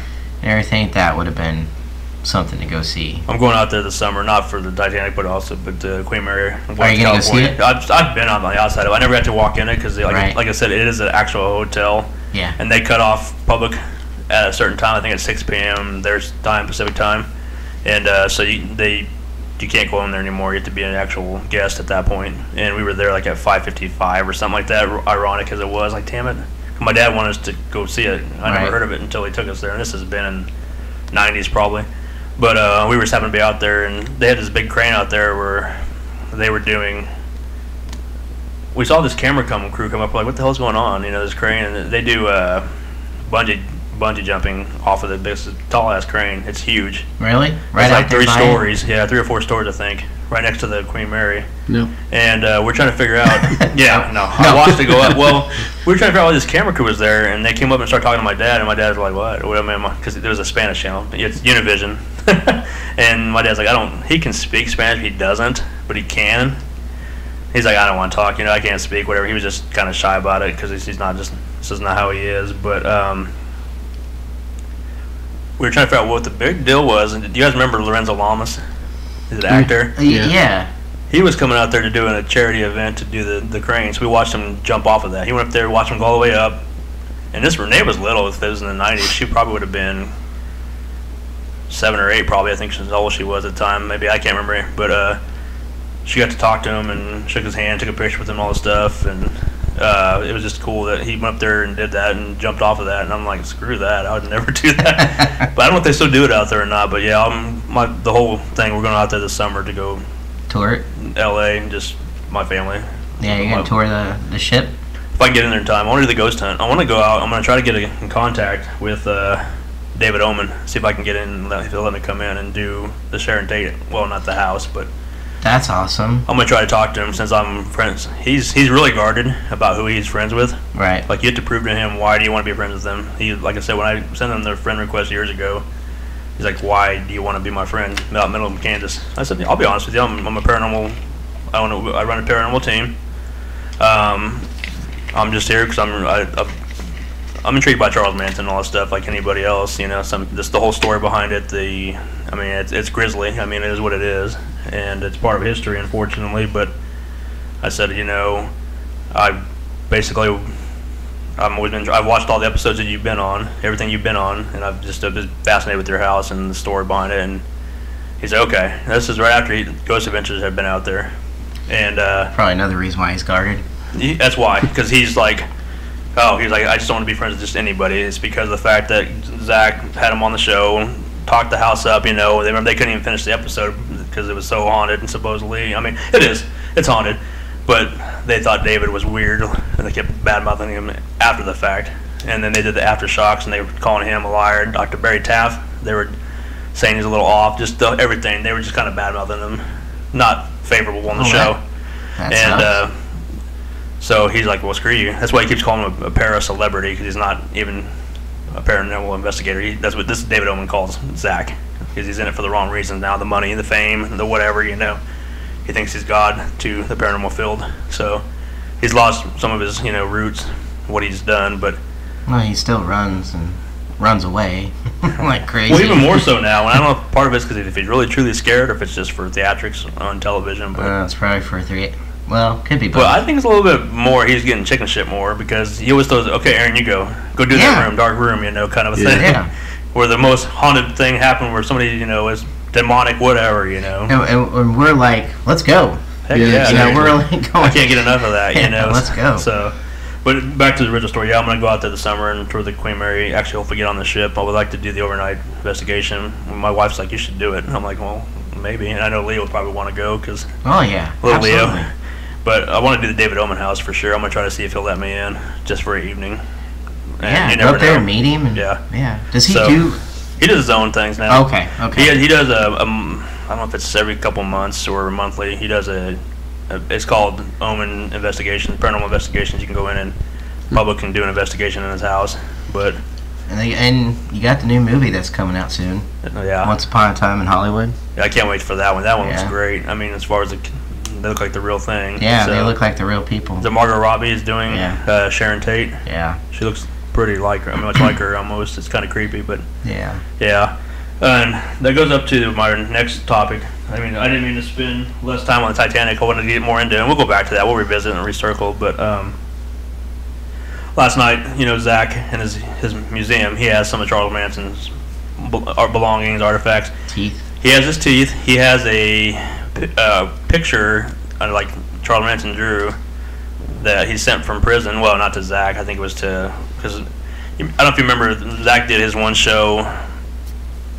I can't remember what it was called off the top of my head, where he collected artifacts for the museum, where people could come in and donate stuff to him. And one was Robert the Doll. They brought in at one point. They brought in the Bela Lugosi mirror. They brought in the Ed Gein cauldron. They brought in also the he met Charles Manson's grandson and had him on the show, and that's when they baptized him. Zach helped him get baptized because the guy wanted to be rid of all the the bad stigma with his name and stuff like that. The best way to do it is do it live on camera. It wasn't live, obviously, but but still, it was a show. I can't remember what it's called. It was like paranormal. I don't know. It was just something to show that he had between Ghost Adventures and it was part of his museum, right? It was to bring the artifacts into the museum, but the thing is, so he's collected some stuff from Charles Manson. He has Charles Manson's TV. That's what it was. Is one of his TVs from prison. A guy in Texas had it and used to actually watch it. And he said ever since he started watching it, bad shit started happening. He said, I don't want it anymore. And somehow the grandson got a hold of it and brought it in and gave it to him. He's the one that's telling the story about how this guy in Texas had it, and like he got in a bad accident and all this stuff, and just weird things started happening. The guy that has the TV was writing Charles Manson in prison, and Manson sent him the TV from prison. That's why he had ownership of it. So he gave it to the grandson. Grandson gave it to Zach. Not over time, but anyways, he has the TV in possession at the museum. He has the teeth from his dentures from Charles Manson, which has if you look at the dentures, it has the little what's it called, satanic symbol on it, the like the Star of David, whatever it's called. Really? The pentagram. There you go. He has it on his dentures, and when Manson died, he collected. Once the grandson got him in touch with all this stuff, he got Manson's gown that he was wearing in the hospital that has some of Manson's body matter on it, like his blood, his fecal matter. When you die, you exfoliate gas and all that stuff. He has all this stuff at the museum now. Wow. When Manson was alive, he, like I said, the artwork he got that Zach has, it has Manson's urine and like fecal matter. He painted this picture, and it has Manson's DNA in it, and he has it at the museum also. Zach has it. He did it. What I was going to lead up to is he did a show, and it aired last night. I haven't watched it. I have it recorded. It's on Reels.com or Reels TV. It's on DirecTV also. But it's called Charles Manson, like the final hours. So it's going to lead up to. It talks about all the murders. Talks about some of the stuff that Zach has. Zach directed it, and and I'm going to give it a shot. But I was just thinking about that last night because I was like, oh, it's a couple of topics. Hot topics were Titanic and Charles Manson. So going back to any of those topics, what do you guys think about any of that stuff? I mean, as far as Titanic, or even Charles Manson, the whole thing. I mean, Manson's stuff. I mean, Titanic. It intrigues me for. Oh, it always it's part of has me history. too. I mean, because it's a tragic event. That's part of our history. Right. And they're getting ready to set sail the Titanic 2 next couple years, which screw you that. heard about that, right? Yeah, I'm not going. I would never go. I would do it. I'd do it. Hell no. That's Shoot, I think you're just asking for trouble. Because they're going to set sail on the same voyage. Oh yeah. The same voyage, I know it yes. is. Yeah. I know But it they've is. got Technology's better. Technology's better. They're going to Right. have enough lifeboats on the ship too. But anything could happen, and it would be a coincidence or a very fatal coincidence if something bad happens. Right. But so, do you think like certain artifacts like that, or even going to the locations and stuff Right. like that, do you think it affects people differently? Like if when we go in, you mean, or somebody else comes in, or what? from different aspects of when people start feeling sick, they're Right. starting to feel Oh yeah. weakened. Yeah. Do you think, because I mean, honestly, I'll be honest, besides that one time, I've never had any feeling, no Right. sickness, no nothing. Right.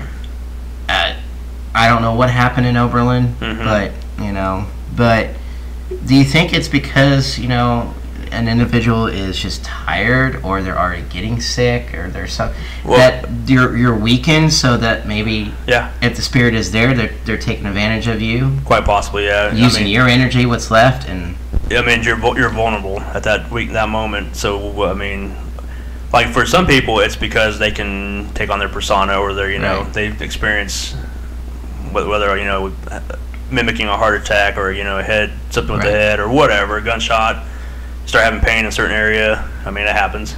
right. It's happened to some of us on the team, in places, but if, like you said, if you're tired or your immune system's weakened, it's possible that because of where you're at. I mean, yes, I think they can definitely manipulate you a little bit, and then you step away from it. Yeah. And go outside or do something like that, and you feel fine. Right. You feel better. The thing that was weird about that, you're talking about some stuff that happened over the weekend. Yeah. Friday night we were out in a location, which fast forward, or we're not fast forward, rewind back to 2011, whatever it was, 2012, 2013. I had similar experiences myself, pretty dang close to where we were at Friday night, just across the field, down a corner, kind of a way.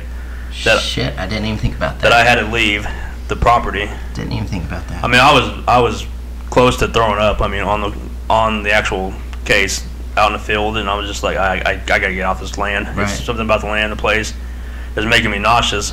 The fact that I drove out of town, or we were out of town, I drove out and left the town to go in town to a different town to get away from it. And as soon as I left, I mean, the further I got away, the better I felt, and then I felt 100% better. I ended up coming back, of course. I mean, probably about 30 minutes later. And that's when I found you and Ben out running in the yard. Running around with our heads cut off. You know? Looking at something in the forest, whatever, the woods, whatever, not the woods, but the farmland, I guess we'll call it. There was the field and the tree line and everything that was out there. Right. I totally forgot about that. And then Friday night, we went to a location just, diagonal from where we were at the first years ago, where I had my experiences, and then one of our other individuals with us on that night of investigation started feeling similar inside the place. Felt nauseous, felt headache, just felt weak and didn't feel good. Excused herself, went outside to the car, and felt better. I mean, instantly, as she said. And then she came back in, tried again, and it all came back again. Now, why does that happen? Who knows? I mean, is it... Without experiencing that one firsthand, I mean, I was there, obviously, but not me physically experience it. It made me wonder what she was experiencing as far as, was it somebody that passed away there on the spot or in the location itself, or was it an object inside there that was creating that? Because remember, through the obelisk, we kept getting ashes. Right. Which one of the guests, well, not one of the guests, one of the owners on there said she had ashes in her pocket, which I thought was weird. It's ashes in a little tube. Like a vial kind of thing. Yeah, for like you can somebody. do that because I did that. Yeah, I know. Yeah. So she had it, and she actually put it on the table next to our DVR. Mm-hmm.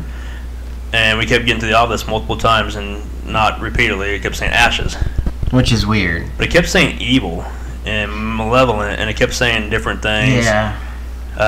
Just different things that didn't make sense. I mean, it was talkative. I never seen the thing talk so much. Remember when we first had it over here on the show? It said a couple words in the beginning, didn't talk again until after the show, and then it talked a couple more words, and that was it. This thing was going off constantly. Yeah. In this one area, which was interesting. But yeah, and they kept giving us names. I said, tell us a name of somebody's here or whatever, and it gave us a name instantly. Boom. I was like, okay, that's interesting, because, if I'm saying give us a name and it says, oh, green, purple, or something, pickle, and it's like, okay, that's not what I asked for, then I'm more reluctant to say this thing works, the obelisk. But the fact is, and that was obelisk 5. I think we used 5B, I think it is. Yeah. The fact it was, when I say, give us a name, and it says, okay, here's a name for you, boom, and it would just spit it out. I'm like, oh, that's intriguing. And then I kept saying the same thing. And a couple different spots, they kept repeating some of the same words. And ashes was one of them. Religion was another one. Angry, evil, mad, malevolent was some things came through. They all have the same connotation in a manner of speaking, I could never figure out why they kept saying that. I didn't think nothing felt threatening to me in there, not directly. And I think we all had the same kind of sentiment where we didn't think that was going to harm us. But I don't know. But yeah, I think a place location can affect people for different reasons. Yeah. I think people that are sensitive have a more tendency to pick up on that stuff, and can maybe take on a persona of how somebody passed away, or, whatever there's haunting. You can kind of get manipulated by it. And you said just about anybody can be sensitive. Just matter of, like you tell me, keep my head in it.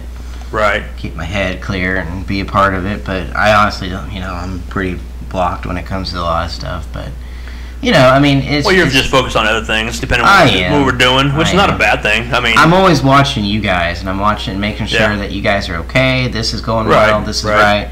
And I forget to actually investigate. you gotta enjoy yourself too. I man. know. I know. Yeah, but yeah, I thought that was odd, the fact that this person had the same experiences, similar to what we were talking about outside That's after true. the fact, and she experienced some of the things I had. That is very true.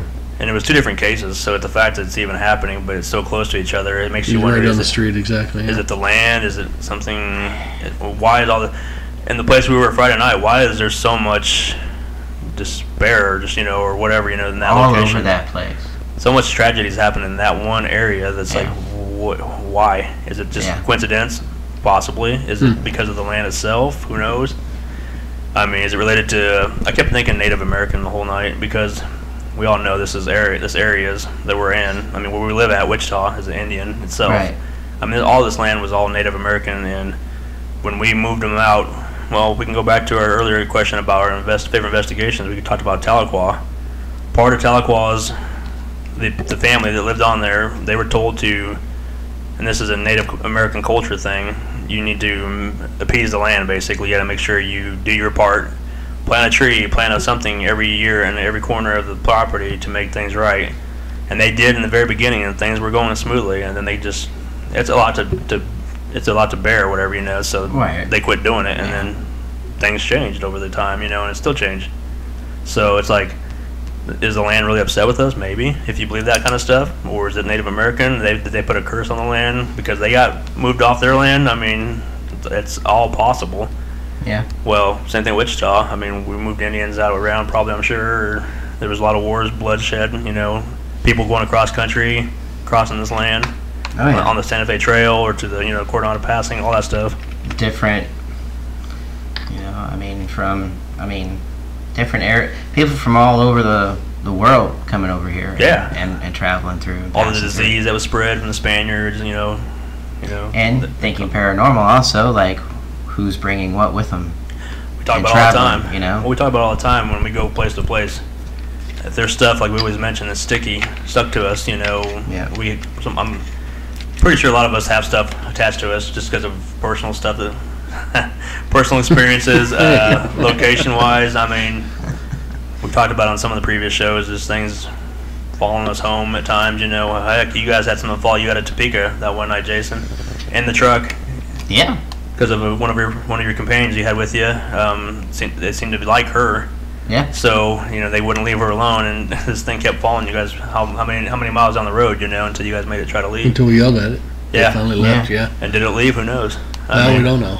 That's just it. We just assume it did because we feel better about ourselves. But Yeah. we bring stuff. I mean, objects going to, entities going to attach themselves to objects or probably people. Obviously, Yeah. We know that for facts.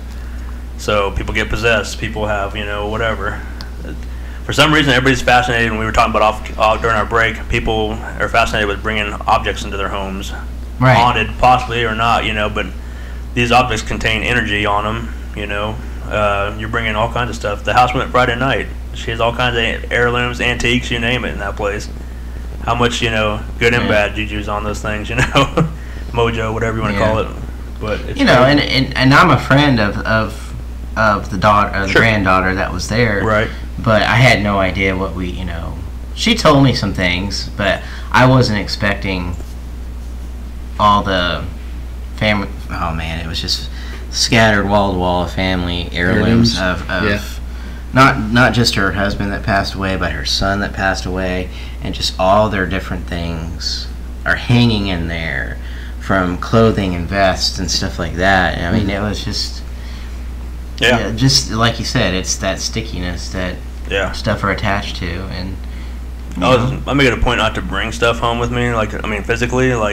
I know we've been in Tahlequah the first time we went out there. People were bringing rocks home from the place, and I haven't done any of that. I try not to, but like I say, there's some of it's maybe unbeknownst to us because we walk on the land, and get dirt in our shoes, on our clothes, and come back with it. I mean, whether we intend to or not. You should go out there and put some dirt in a jar and bring it home. Feel free. Put it on the podcast. We can. Feel free. I mean, things I think will affect us greatly here, honestly, because Yeah. Just from personal experiences, I've told you about my stories Yeah. from Tahlequah, from the first trips, and it was life-changing. I still feel like it affected a lot of us. I mean, it's my own personal belief. I mean, I can pitch things, It a lot opened of my similarities Yeah. to it, opened what my happened eyes. to us. I mean, good and bad, mostly bad. I mean, you know, we went through some life-changing experiences and whatnot, and then just because of we went down to, you know, cursed land, basically, if you want to call it that. And Yeah, basically. we had, from the minute we got there to the minute we left, it's like things changed in our lives and whatnot, and it's crazy. Yeah. But I mean, I think my life has completely changed. That's for sure. all of us, Yeah. all of ours, in some way, shape, or form. Except for good old Dan, he didn't get a chance to Dan go and down there Jake yet. want to jump wanna down, go down They there, want to but- go down there so bad. You have no idea. Yeah, It's changed. you have his number and all. Oh that? yeah, I have everything. Yep. Maybe we should set that up sometime. Okay. Maybe in the fall.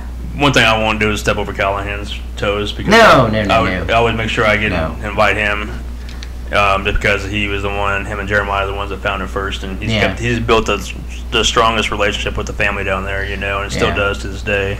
Well, when we went out there to shoot Yeah, for 3 days, I contacted Callahan Yeah. right away to ask if we could do that, and yeah, he made the call and he set it up. Yeah. It was just like we could go anytime. yeah. So Yeah, I made sure we always stay in contact every time we've been down there. Let him know we're going down. Come in. That's He always, his- he always shows up when we go down there because it's good to see him. And yeah, but he's but gone. he makes that drive from Kansas City down to They there. go back the same night. at I'm the like, same dude, night. it's How about do as long. you do that? It's not as far as we have to drive, but still far enough. It's about 3.5 hours or something like Oh, that. God, I about died just trying to drive back that night. Yeah, You know, the night we packed left up early. at what 1 or 2 in the morning. Oh, whatever time it was. It had to be later than that. We got back at 9 o'clock the next morning. You Yeah, guys drove that's back true. from That was Tahlequah home? about, So three, about probably 4 in the about morning? 3 or 4 in the Yeah, morning. what time I was think that? we started packing up tents Yeah, because we already had tents up, Yeah. yeah, and You're like, nope. it was when that cord got cut, yeah. and we our didn't cameras. know if we were being watched or what was going on. So we packed up, and by 4 o'clock we were heading back Yeah, to Wichita Jeez. from down there, and yeah, it was brutal. One of We'd these been days- up all night. Yeah, I had been up. That's the morning speaking of St. Patty's Day parade, I did the St. Patty's Day parade when I worked for my company. I Wow. worked with that morning. That's why we left later. Remember Jeremiah? Yeah, he had to that's work that right. morning. I had to do the parade. You guys took off earlier than we did, That's right. and we came up later on. We got there about 6 o'clock that night, 5 or 6 that night, and then we were there till 4 in the morning, and then we took off 3 or 4 in the morning, drove back, and all of us were nodding out. I kept trying to. It was Jeremiah in one truck, and then Jason and them guys in another, and I kept trying to keep Jeremiah awake. He kept nodding out. I'm like, dude, let me drive if you need me to, and I'm like passing out myself. He's But- over there going, I'm doing just fine. But finally, he's like, okay, I think I'm gonna take your word on it. Take you up on that offer, and I drove home the rest of the way, and I was just, oh Jesus, I'm like, I was nodding out still. I'm like, crap, this sucks. Well, what was sucked too is I was driving and I'm doing what you guys are doing, falling asleep, Yeah. and I'm trying to make sure that. Everybody else is asleep in your truck, isn't it? Yep. So yeah, The other 3 passed out immediately, and I'm like, Of no course. one's there to talk to me. Yep. No, I would never. Even if that's our thing. We do overnight trips. We always make sure one of us stays up with you, or Yeah. whoever the driver is. That way we can keep them company, keep them awake. So We did well trying to stay awake this last round. That Yeah. was you guys a are rough crazy going back drive. that night from Norton. Oh man, Yeah, dude, that that's was 5 a hours, drive. 4 hours, about. I made it over to 4. Salina, and that was about it. Yeah, Yeah. I would have pulled over in Salina in the parking lot and just fell asleep for an hour or two, and then got up and drove again. I've done that before, overnights driving, if I was by myself especially. Just because I'm like, I gotta get some sleep. I'll pull it over in a hotel parking lot, just pass out for an hour, wake up again, and try it again. But so yeah, like I said, yeah, it's interesting. Yeah, I think objects definitely in places can affect people greatly. Yeah. But then that's kind of what I- the owners go through themselves, living on those places. I can't imagine having like a Charles Manson item or something See, like that, and don't know if that would even bring any. I mean, sure, the dude was evil, Yeah, course, pure yeah. evil. I mean, he probably ranks up there with Hitler. Yeah, I mean, I call mean, it if what it you is. had to do a number of the top evil people, you know, Yeah. you got Manson up there with. He's in the top 5 for sure. Yeah, Probably. yeah, I mean- depending on your list, but I yeah. mean, who knows how many people he may have killed? Who knows? I well, don't know. I don't know much him himself, but his followers Right. still, and Right. they're still out there to this day. You know, I had thought about years ago writing him in prison just to Right. see, because I mean it's nostalgia. I mean, but I also didn't want to make light of the situation. You know, Right. is what his family did. But I know one of my teachers from Dodge actually did write him and kept in correspondence with him over the years. And the guy was a little off, anyways. The guy that was writing him, the teacher itself, and so he has all these letters and became pretty well acquaintance with him over the years. And they talked about it in the paper a couple of times. I'll have to show you the articles about him. Wow. The incidences with Manson. But my biggest thing why I didn't want to write him is because I didn't want my address out there. And you write Manson, he's like, okay, we'll become your friend, and then Cindy's family. yeah, I mean seriously, they show up on your doorstep. We want to recruit you, or we want to kill you, or whatever. It's just like I always had that in the back of my mind. Yeah. I'm like, why put that on my family or myself? I'm like, I'm just not gonna mess with it. But in hindsight, it'd been kind of cool to have something to me. It'd be cool to me, whatever, to have something, a letter, because I guess his letters are just off the wall. You know how crazy he was when he talked. His letters are just a bunch of ramblings like that. Still, I mean, he talked that way in his letters, and the guy's in that job, but. I don't know, but yeah, the fact that Zach did a whole documentary on it, I'm definitely going to watch it. Andy was talking about, she heard that the Granson's going to do a funeral show about Manson. What? The Granson is going to do a funeral show. Really? Which I thought, I'm going to pull this up. I'll look real quick here. I was thinking that was the same show last night, but I'll look real quick while you guys talk about whatever you want. Hold on one second. I'll look real fast. Let me look. Let's see if I can find out what that show was. What's your thoughts on I mean, have you ever had that moment where you've walked in somewhere and you're just absolutely sick to your stomach, can't be there, or you just don't want to be there? Oh yeah. Well, I mean, one of my favorite places to go investigate, I guess, or be around. I mean, Galveston down on the Strand. I mean, it's just you walk down there and it's just, the energy down there is just so overwhelming, strong. But it's a neat place to be, with the exception of the fact that the energy is so just off the wall. Yeah. I mean, 6,000 to 8,000 people died instantaneously, or within just a few hours of each other. From that hurricane that went through? Hurricane that went through there, yeah. What was it, 1901? 1900. Yeah. Yeah. I would love to go down there. I've always wanted to. It's neat. Again, like I say, the Strand, it's all original. I mean, just being down there, you can feel the energy down there, and there's several hotels, and I don't know, it's just weird. It's crazy. The energy down there is just astronomical. Was that your favorite place? No, I would say within the last year and a half, I'd say my favorite place would be the private location we did in Augusta. Oh yeah, you guys did that, and I still haven't. Yeah, Yeah. I had a pretty good scare there, but I mean. Oh yeah, that's right. Talking about the place above. Yeah. The drugstore. Yeah. I gotcha. Yep. And it wasn't Fort Dodge? No, that was fun. When you got hit in the head? When I got hit in the head. That was fun. I never felt threatened there. Right. By anything. I felt threatened over there in Augusta. Well, I mean, given the story. Yeah. That probably would have a very negative feel to the building, and like Leo keeps talking about, that sticky. Yeah, it was a murder. I mean, it happened there, and it felt ominous in that building. Murder, suicide? Yeah. Yeah, because he killed himself too. Eventually, the same day. But I'm pretty sure that's the same show Andy was asking about. Yeah, the funeral show was the one I recorded last night. Zach produced it. It was on Reelz, REELZ. It's a different network. I think you can get it online possibly too, .com, Reelz.com, but it's called The Funeral. It's Charles Manson's funeral or something like that is what it's called. Final thoughts or final funeral or something. I haven't, like I said, I recorded it last night. I barely found out about it. I was like, oh crap! I knew he was making one. I never know they released it. Zach was making it because I knew he had all these artifacts and he was trying to. Like I said, he's been in contact with the grandson for years at this point, but yeah, I'll have to watch it and see what it's about and what you guys know. And we can kind of discuss some more. Maybe I can get some footage from it and we can bring it into the show. That'd be cool. Yeah. So, we should just have a Charles Manson night. We can do all kinds of stuff. I mean, I want to have a Tahlequah night. or for a whole episode, Nothing But Tahlequah, we'll get Brandon Callahan back on this show. I mean, obviously we talk about that place a lot. That's the book we always mention that features Road Trip Paranormal, Everyday Legacy Paranormal, and of course Brandon Callahan and his group up there in Kansas City, which used to be Paranormal, Everyday Paranormal, I think it was, Missouri, whatever, something, I can't remember. They were part of an offshoot of kind of what we were, and of Everyday Paranormal, based out of Texas. With, if you guys remember the old show Ghost Lab, we used to be a part of that. Our groups were. Yeah. So that's how we got our name, because we started off as Legacy Paranormal, and Jeremiah got in touch with the Kling brothers. They met somewhere down, because Jeremiah's from Texas originally, and they wanted to do kind of like what Taps does now with the family and all that stuff. And I think Ghost Adventures have the Ghost Adventures crew, they call it, and different TV shows have their extended families. Yeah. But that's how we got our start, partially. So that's why we're Everyday hyphen Legacy Paranormal. But where's I going with this? I forgot. Sorry. Going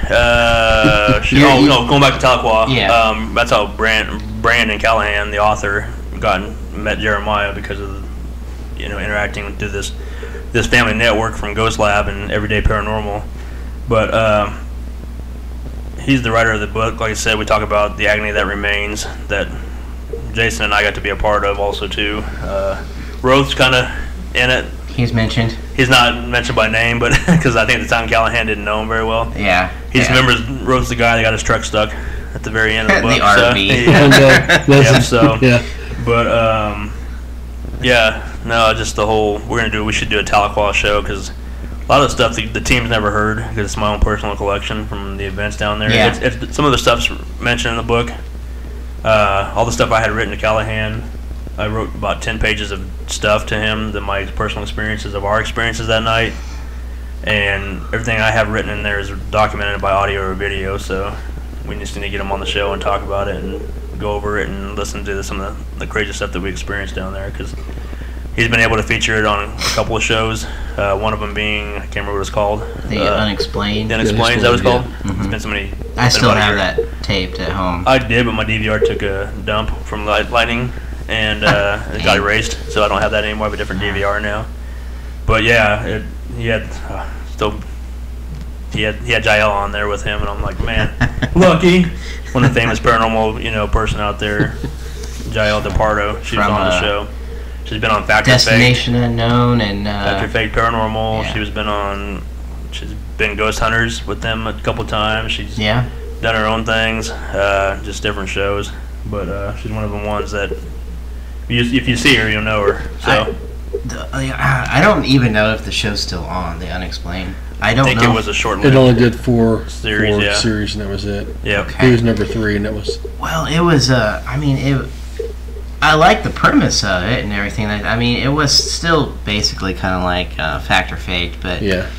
The guy who was running the show was conspiracy theory kind of guy, and he had to make a conspiracy out of everything. Yeah. And was throwing fits, if something wasn't going right, and I'm like, oh, you're just really forcing that, buddy.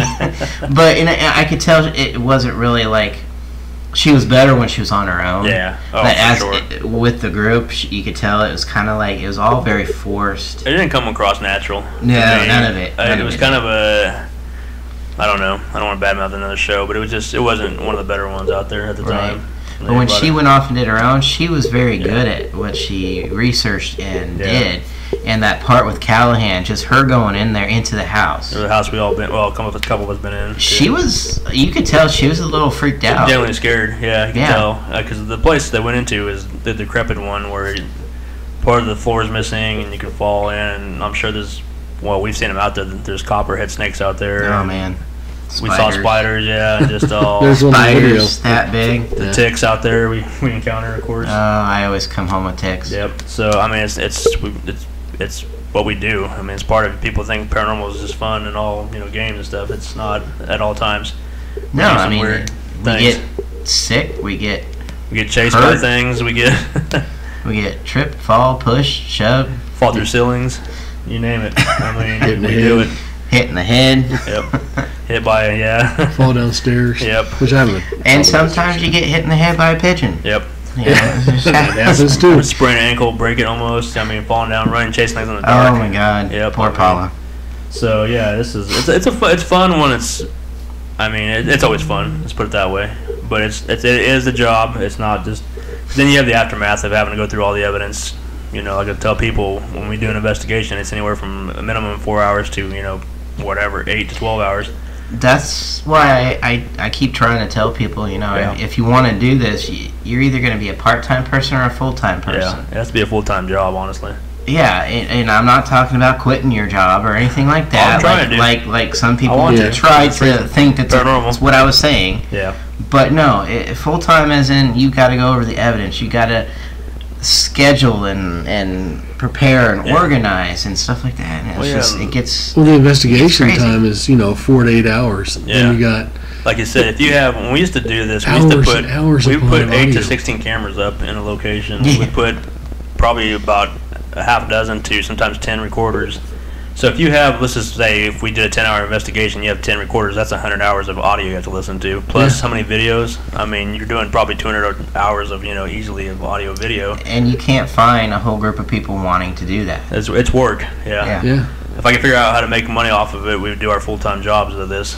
Just because we need We're that trying. much time in the day, to do We're this. trying. So yeah, we will eventually. We're working on some things behind the scenes. Yeah. Always working. Always So- working. But that's why we do things like we're trying this new thing with the first or the inaugural paranormal event Yeah. in Wilson, Kansas at the Midland. That's the first we're doing of this kind. We're gonna go out and do this at the KC Paracon in August, and then we're also gonna go out to the WNC Bigfooting Festival in North Carolina in September. And that's just a few of the things we're gonna try to do. Plus, we're doing a lot of filming. We're doing a lot of things behind the scenes. We're going to get ourselves out there. We do this podcast every week. I mean, so we do because we love it. This is what a lot of us were made to do, I think. And a lot of us have a gift This is all I to want this to do. team. Yeah. So To be honest. it's work. So one day, hopefully, it'll be our future jobs, but we're working on that right now. So We want to go on an adventure with Josh Gates. So Josh Gates, That would be awesome. That's what we want to do. Jael, Josh and Jael. Chris Williams. You want me to go on with all the ladies I want to go with on an investigation? No, I tell you what, Aaron I'd Ryder. love to hang out with Josh Gates. I mean, Josh did Gates, you guys sure. watch the Egypt? No. I've got it. We've got I it taped. want I'm going to DVR watch too. it. I'm going to I watch have my it. DVD. He's talking about a couple weeks ago, last weekend. Egypt Alive. Yep, he did a 2-hour investigation live on air where they open up a mummy's tomb and try to locate this. Yeah, so It was awesome. Yeah, I can't wait. I can't I wait need to watch it too. I just gotta find Got time. the hour before it, and then Yeah. got that taped. So Yeah. I've got like 3 hours to watch. So. Yep. But yeah, we'll have our own show. We've come close to one time to doing a show, and that was working itself. I mean, but we'll come back and do that. We're gonna definitely get ourselves out there on mainstream TV somehow, and yeah, that's why we make all these connections with other people all across the United States. We have guests that come on our show from all over. 'Cause we like networking. We like talking about this stuff with you, the viewers. We enjoy you guys, tuning in every week and joining us on this wild ride. But yeah, we'll get out there someday. Don't worry. Maybe this year. So Better hopefully. be. I'm hoping for this year. Yep. So we're getting close to the end of the night. We got about 5 minutes left. So Yeah. yep. So once again, we just want to say, make sure if you want to join us, we got a couple of opportunities you can. Obviously, you can come in onto the show. You can be a guest if you want to. Write us, let us know, or call in, take part of the chat, or on your keyboard. You can also give us any kind of questions and whatnot, or topics, things you want to know about our teams, should I say, or what we do, or questions you've always had a burning question about. Why is this happening in my life or in my house or whatever? We can definitely try to help as much as we can. But we also, like I said, have them coming up, not this weekend, but the following. Well, first we'll start with this next weekend, the 19th, Friday. Yep. Is the first of we're doing here in Delano District in Wichita. We're doing it at the Perfect Touch. Well, let me rephrase that. It's Salon 535, a Perfect Touch.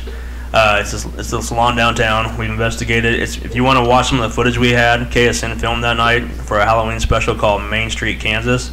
You can go to, it's on our Facebook page, but it's also on, if you go to the YouTube page of Everyday Legacy Paranormal, it's on there too. You can watch the whole episode, the little segment we did on there, where you can hear some of the EVPs we caught. You'll see Jason on there, you'll see myself and Roth on there.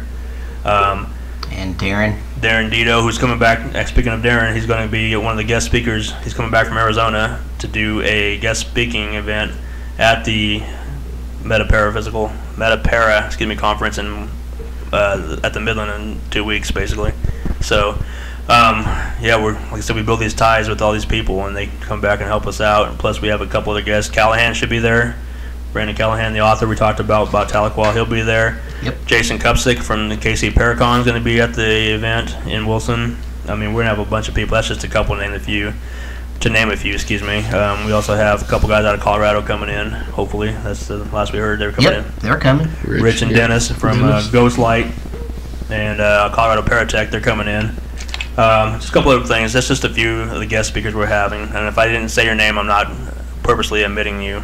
Dan Terry Spooktalker. There you go, another guy. So yeah, Stalker. Sorry, Spookstalker. Yeah. That is like there's more than just those few. Excuse me. And then we also have the vendor booths outside, the tents and everything like that. They're gonna have on the grounds.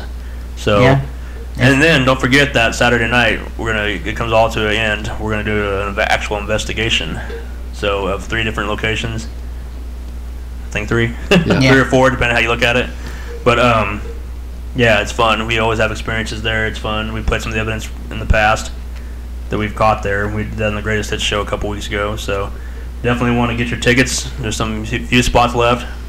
So tickets are $80 a person on sale right now. Go to roadtripparanormal.com. Go to the web store and just buy your tickets. Yep. $80. It's going to be a lot of fun, and for all attendees, it's going to be pretty much your food's going to be covered there, and it's going to be a great time. And also, when you do buy your food or buy your tickets, the food's covered on Saturday, not Friday night. Yeah. Right. But when you do buy your tickets, do send an email if you want to be a part of the investigation, because there's only limited spots for the investigation. Yep. You got to get a room if you want to stay there. That's separate. The hotel room is separate. Yeah. If you want to stay that night or that weekend. Yep. Book a room. There's still a few rooms left, I believe. So, and they're all different prices. They're all, you know, that's the hotel's part of it. So, different size rooms, different prices, and all that. So, and it's a very active hotel with the paranormal. We've done a lot of stuff, caught a lot of stuff. Leo and I are going to get together and get all the evidence put together that we have from the Midland and Wilson up there. And Friday night we are going to put on a little talk about what we've done there in Wilson and what we've caught, and go over it with everybody. Yep. And that's going to happen after Jeremiah does his thing, whatever he's going to do. So we even found some new stuff that we've never found. Tiffany will be like, "Whoa, hey, what's this?" Yep. Yeah, brand new stuff we found last time. Yeah. So yeah. Yep. Definitely. So it's going to be a lot of fun. Yep. So like I said, get tickets for that event. That's on Road Trip Facebook page, and but you have to call the Midland for the hotel room. So just so you know, no, they have. If you try to do it online, you can't do the online store for the hotel. It'll say there's no rooms available. That's because they booked the whole. We booked the whole hotel, so you got to get through them directly to get a room. And like I said, starting Friday night, we're gonna do, like I said, downtown in Delano. We'll start doing the live investigations, public investigations. Excuse me. Try to do those probably weekly if we can, or weekly, whatever we can or do. every other week. Or so we'll definitely do quite a few. So if you missed the first event, don't worry, there'll be more to follow. That's just the first of its kind that we're gonna do. We have some other stuff in the works that we're gonna start doing also. So So if you guys have any anniversaries, birthdays, or anything, kind of a group event, if you have 6 to 8 people, we can book a night there at the salon and investigate all night. Yep. So definitely, and that's just one place we're looking at. We have a couple other places in town we may do also. So so just message Road Trip Paranormal if you want to book a spot for the salon down in Delano. Yep. So that's going to be us for this evening, guys. Thank you guys for tuning in. We're going to try to do a show next weekend, the 20th. That's also the weekend of Easter, so we'll see how things go. But 20th is a Saturday? I don't know. 21st then is going to be correct. Sorry, Dan. No, you're right. 20th is that Saturday, but the 21st is Easter weekend. That's Sunday. So we'll try to come and do. I'm pretty sure we'll do a show. If for some reason we don't, we'll let you guys know ahead of time. We'll put it on our Facebook post. So we'll probably do a short video, but I plan on being here. So I'll be here. Yep. So maybe just Jason and I, but we'll be here. We'll stare at each other for 2 hours and. give each other googly eyes. So, but no, Oh, we can talk about all kinds of stuff. Oh, you guys can't get us to shut up. That's for sure. So, Rabid rabbits and everything. We'll just talk to each other about random paranormal weird stuff and just let you guys watch us. So. Yeah. Yep. So.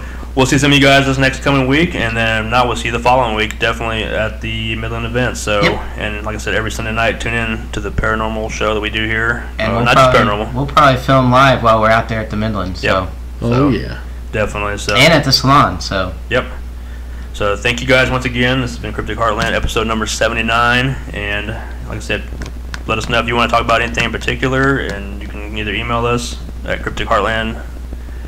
I don't remember the email address. Is it at gmail.com, I believe. So, or just give us drop a line on a Facebook page, either at Road Trip Paranormal or Everyday Legacy Paranormal, and the Cryptic Heartland Paranormal. Yep. Yeah, or not paranormal podcast. Excuse me. I'm tired. I want to go home, so that's why I'm trying to hurry and wrap this up. But all right. We'll see you guys next Sunday. Absolutely. And stay tuned, guys. Thank you. Peace out, everybody. See ya.